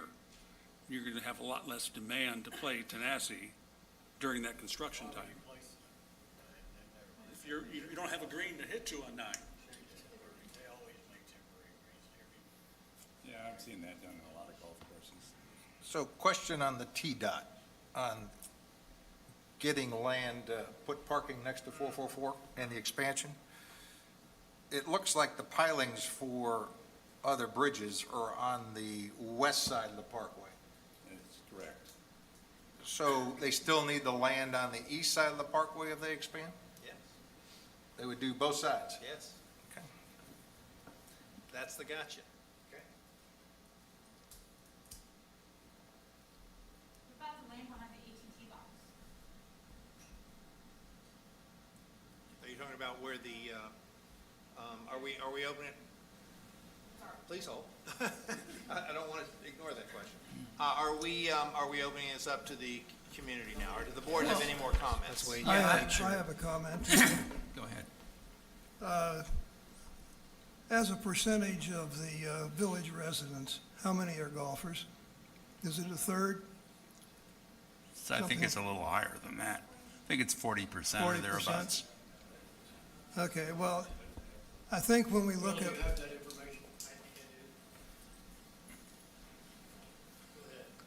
while he's looking that up, I think the point that we ought to look at is we're building for the future. We're not building today. We're not building to the boaters. We're not building to the golfers. We're building to the whole community. And that's what's most important. We're building for the future. This is the only time that you have the opportunity to do whatever it is you want to do. We're not going to make everybody happy. So we should keep in mind the goal is what's good for for the entire village, not just one group or another. And I don't have the answer to that, but that's the question that I would pose. You're only going to do this once. What's being proposed today, or what you're looking at, is certainly not the final iteration. Maybe the buildings need to be smaller. You still need the parking. So bear that in mind with any decision that you want to make. We're not making a decision today, we're just giving a direction. And what we're doing is we're getting down into the weeds, saying, I don't want this, I don't want that. Let's look and see what's good for everybody in the community, because I may not be here 10 years from now, but people that come into the village 15 or 20 years from now are going to look at whatever you build. That's my comment. So to answer John's question, he asked what percentage of people are golfers. In the 2021 survey that the Long Range Planning Advisory Committee did, 57% of households had a golfer in the household. So that, it might have been two people and one of them played golf. We said, how many households have at least a golfer in that household? I would wonder what that figure is today, because we've had a couple thousand more residents come into the village since then. That's the key. It's not what it was, it's what it is and what it will be. But to be clear, that's 57% of the 2,000 that answered the survey. Yeah. So, But that's yeah, it's a relevant sample. it's more than a sample. Our margin of error on that was like 2%. I would project those numbers across the village. What about diners? Diners, I don't know that we asked a question about diners. 100%. 100% of the people leave, yeah. Look, yeah, we're not being asked to approve any plan right now. And frankly, I'd like to explore the option that's on the table. You know, I want to know what it's going to cost eventually, and the only way to do that is to move to the next step. And then at that point, we're going to have to make decisions. Right now, from what I see, we're designing a facility that is a first-class facility that people will see when they come through the village. And that's important. And that was one of the reasons Tanasi was put where it was. Not because it's just a great location, but it was put there originally to help sell village properties. So I'm in favor of moving forward with the current plan and then coming to the decision point as you know, the time says we should. I don't have a problem with moving the ninth green either. I want to add one thing, because you bring up a valid question that we need to answer. Making the building smaller will not necessarily, well, it depends. If you put Tanasi back the way it was originally, you didn't have enough parking. Now, Bob would argue that point, but I can't tell you how many people have complained to me about, and I wasn't here, so I'm speaking completely from hearsay, so to speak. But there was never enough room, and I have to be honest with you, today, if I go out there at peak time of playing, people are still parking in the gravel and parking on the side of the road and parking over to the one side of the building. Or in the fire lane. Or in the fire lane. And so there's not enough parking. If people have to do that to park there, it's incorrect. It needs to be fixed. So at any rate, by making the building smaller, now I'm not talking about if the pro shop's smaller or whatever, would that reduce necessarily the cost of the building itself? Of course it would. But in terms of adding less parking, it's not. Because that building size doesn't affect the parking as grand as you think it might. Because I asked that question out of the gate. And both Dale and Tyler said, yeah, no, you might get 9 more parking spaces, period.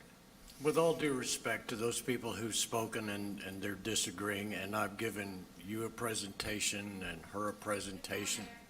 You're not going to have time to do it today. And I could have ended all this argument by giving this presentation as we'd planned in the beginning, because it answers all the questions. But we didn't want to do it that way. But with all due respect, I've got T-sheets in this presentation that refutes what you said. I go through the Tanasi T-sheet regularly because I know this is going to happen, folks. I've done this for a living. You take this to your employees and say, we're going to do this, and they're going to say, I hate that. Well, you've got to prove it with factual data. You need certain number of men's restrooms and a certain number of women's. And they can't open this way or that way with the door because you can see inside. You have to get to that kind of grisly detail. And in this particular point, I go to the Tanasi Drive, I walk up on the brick wall, I take my cell phone, I punch, and I do a panorama, and then I go to a POA meeting. I got a history of the parking lot smack full. Casey, stand up, please. He works there. Do you have a parking problem at Tanasi now with 127 parking spots? Yes, sir. You got no place to eat lunch, Bob, anymore. It has grown to the point that the parking lot is full even without a restaurant. 127 people don't bring 127 cars. Well, then why is the lot? Then why is the lot full? Because you don't have 127. But it's full. It's full. There is no place to park. It's full. They're on the grass. I'm telling you. I'm wrong. I admit I'm wrong. I'm not saying Build a that- nice restaurant. Build a little pro shop like we got it in Tonka. Build a very nice restaurant. Forget everything else. No, I'm Keep not the nice saying, I'm not saying anybody's wrong, but for somebody to say there's not 127 golfers there, Casey works there, Wells works there, I go over there and audit it, and it's full. And then you go back and you say, well, okay, I got 127 parking spots. In fact, why did we move the fence back, get Clayton Taylor to move the fence back when the building was destroyed? We picked up parking spots and we filled them up. That's where we got the 127 back. It's full. I'm sorry. You go over there and look, it's full. And then you say, well, no, there's not 140 golfers, but I've got the data on the tee sheets that I've been adding up by day, 4-hour increments starting at 7:30 in the morning in 4-hour increments, and I can show you that there are no spaces available to put a lunchtime crowd in that parking lot. You can't argue with the facts. I'm saying 200 spots is plenty. 200 parking spots is plenty. 137 golfers don't bring 131 cars. Well, okay. I know you live in Kahiti, so if you want me to start sending you the photographs, I will. Please do. So, Marty, let me make a suggestion. I think basically the board has all issued their opinions. Let's hear from the community. Yeah, Because we've got to vacate the room at some The only point. other comment I wanted to make was, Chet mentioned that the parking spaces in this design were 9 feet wide. I believe the current parking places are 10 feet wide, right? So that's another consideration that we've got to make, because, obviously if they're a foot smaller, then door dings could be a problem, more of a problem in the future than they had been in the past. The other comment I wanted to make was, if you look at the design that they put together without taking out the 9th green, came up with 200 and some spots, 200 and some spots at 9 feet wide. And the other thing to consider there too is that the 9th green was right on top of the parking lot. So that's something we got to consider. So can we realistically get 200 parking spots with that design without having a lot of other liability issues with golf balls flying into the parking lot because we've made it too close to the current green? So those are the kinds of things I think we need to be looking at. And, if that means we've got to move the 9th green because it's too close, then that's where I stand. We got to be open to that. Let's take some comments from Marty, do you mind if I comment? Tyler. This is Tyler. Go ahead, Tyler. I believe the existing parking, and I'm sorry to interrupt, but I think the existing parking is also 9 by 18. I just wanted to clarify that. So we're proposing to use the same size as we currently are. Since Tanasi was built, the size has increased to 10 by 20, but I don't think that is currently used anywhere. So if we do that, then we will actually have less parking than what is currently shown on the plans. Okay, I Well, stand well, corrected. in fact, we did reduce the size of those parking spaces about 5 years ago to get more parking at Tanasi. Got so that might be why the discrepancy that we found. So that explains some of that. So- Thank you. So we are closing in, thinner as we get older. we're closing in on our time. We can take a few comments, but I'm sorry, I'm going to have to shut it down at some point here. So please limit your comments to a minute or two, because we'll just have to take this to another town hall, is my feeling. We can't, because it's almost at 4:30 now. So if somebody's got something to add that hasn't been brought up, please come to the mic. I believe the line, sorry, I know, but he. let's let,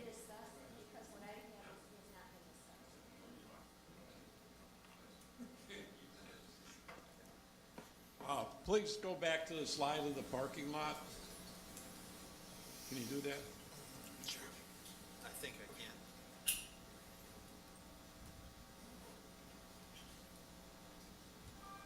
Option 1 or 2.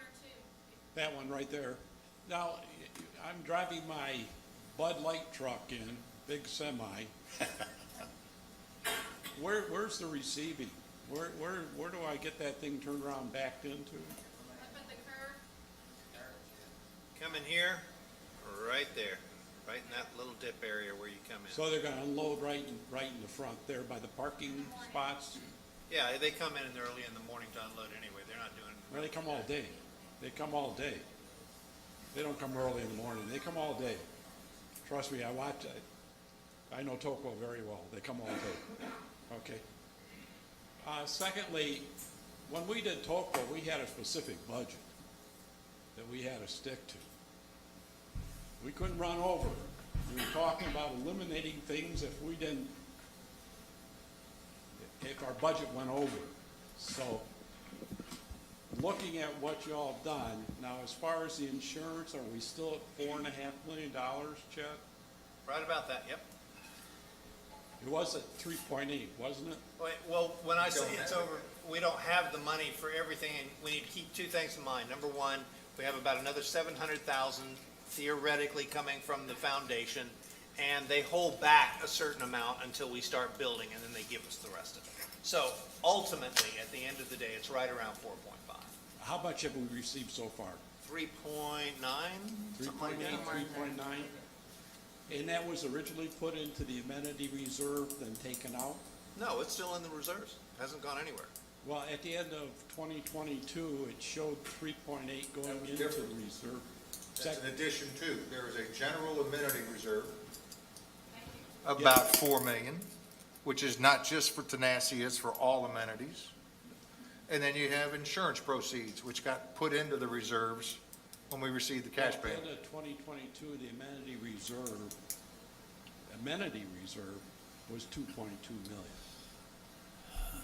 I have to go back and look at the financial statement. Okay, because there was 3.8 put in, and then I can tell you, we 3.2 have taken 4 out. million in amenity reserve plus insurance proceeds, so that gets you about, total in amenities would be 7.8, but we've classified the proceeds specifically for Tanasi.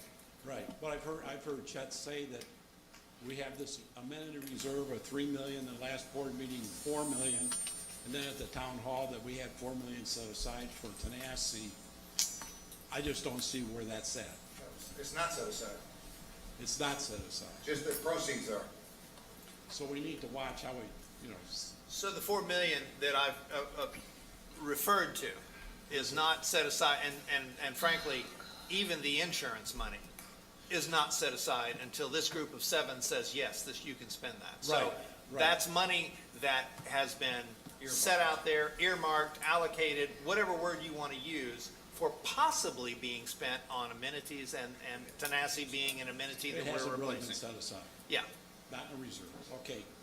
So we're looking at about $4.5 million. This looks like about a $5.6 million project at the size you want.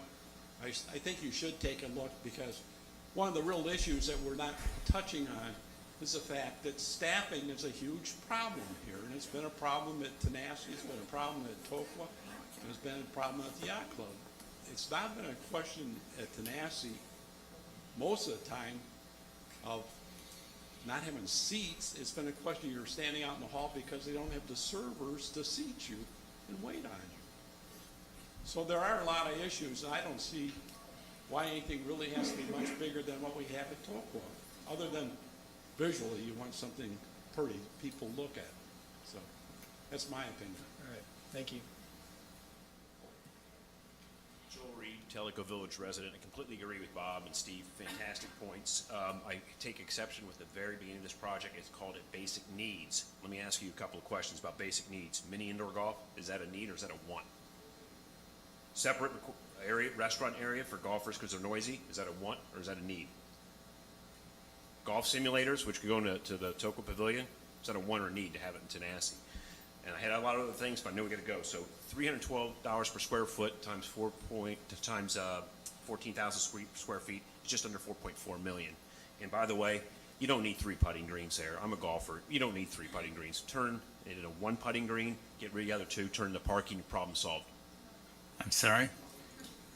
Were there 3 putting greens there? and I He's missed talking about the something? existing putting greens that we were talking about replacing anyway. Those are all covered with parking lot, Joel. Go ahead. I'd like to mention that I would like you not to move the boat docks, KLM. If those boat docks are swung deeper into the cove, that cove is no longer usable for recreational use, paddleboarding, kayaking, floating. That will change that cove forever. As you said, what we're doing now is forever. It will no longer be recreational because it's too big. Your plans are probably to add more with the electricity and the size. There'll be no more kayaking, no more paddleboarding, no more raft-offs in that cove. And it's used by a lot of people, especially in the morning at sunrise and sunset. And I think we should enhance our natural resources, not destroy them. Thanks, Trudy. Let me bring, and Trudy, you brought up a point that needs to be cleared up. Because I got a couple of emails on this, that if you don't do this, you can't put any more docks in the Tanasi Cove. We can't put any more there anyway. The TVA has put a limit on it. When that old dock is being installed now, that's last and final. Well, you're looking at a new visitor dock. That's an addition. That's replacing the existing. We have one already. So in discussing with TVA, they're discussing can you, will you, whatever. But there's a rumor going around that we can put in more docks, and if we do this or that at Tanasi, you can't. We can't anyway. Okay, but No you're more looking docks. at moving it, which would still negate that cove. Oh, yeah. I'm not debating your other point, just the fact that I'm clarifying to the residents there will be no more docks in Tanasi Basin. So the way it's set up in the picture would make it unusable. If the dock is swung that way, if you add the pier longer, I mean, there's other options. Come up where boaters come up in the middle between the putting green and the building. There's other ways to make it easier for boaters to get to that boat dock without losing our recreational cove. And I hope you look at that. Makes a good point. And I think too that this was for purposes of just saying, okay, we could move that and make guest docks, and they have to look at that to be more specific in terms of what it would finally look like. So yeah, thank you.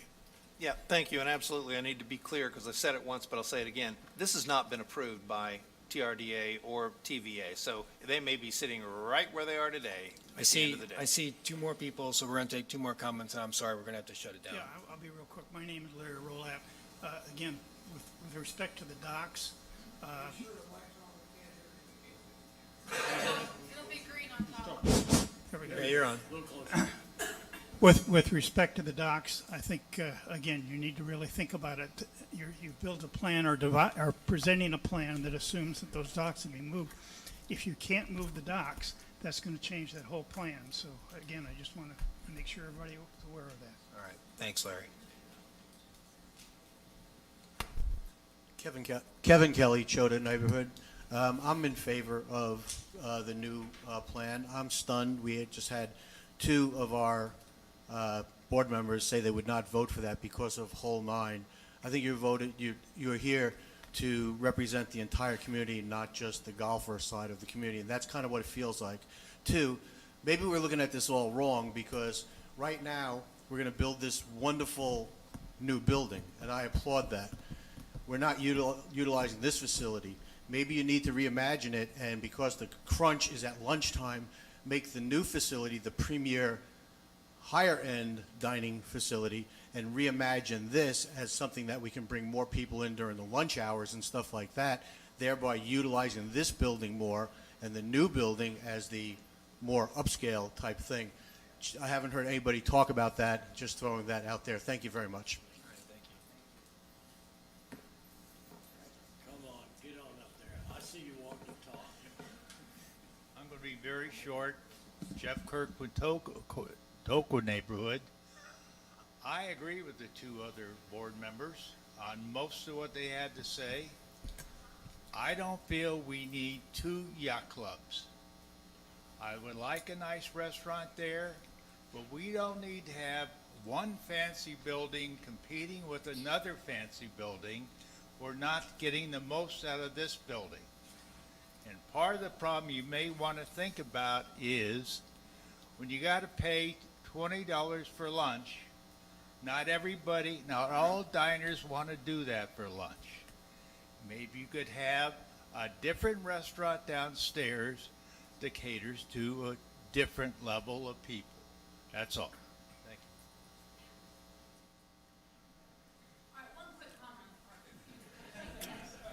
Behind number 18 Whole Green at Tanasi Road, there are 2 areas, they might be water culverts, I don't know, but, and to explore if that would satisfy parking, have a courtesy shuttle with the golf carts to and from, and maybe your employees, maybe,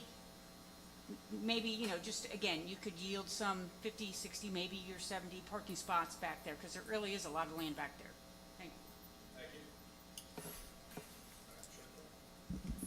I'm Cheryl Lemaster. I'm the president of the Friends of the Library.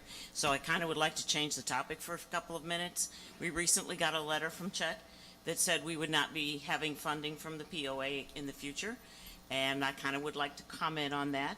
I kind of disagree with a couple of things that were said in that letter.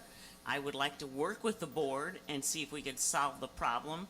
I'm really surprised that someone didn't come to us and say, let's work this out, instead of just saying, oh, you don't have funding anymore.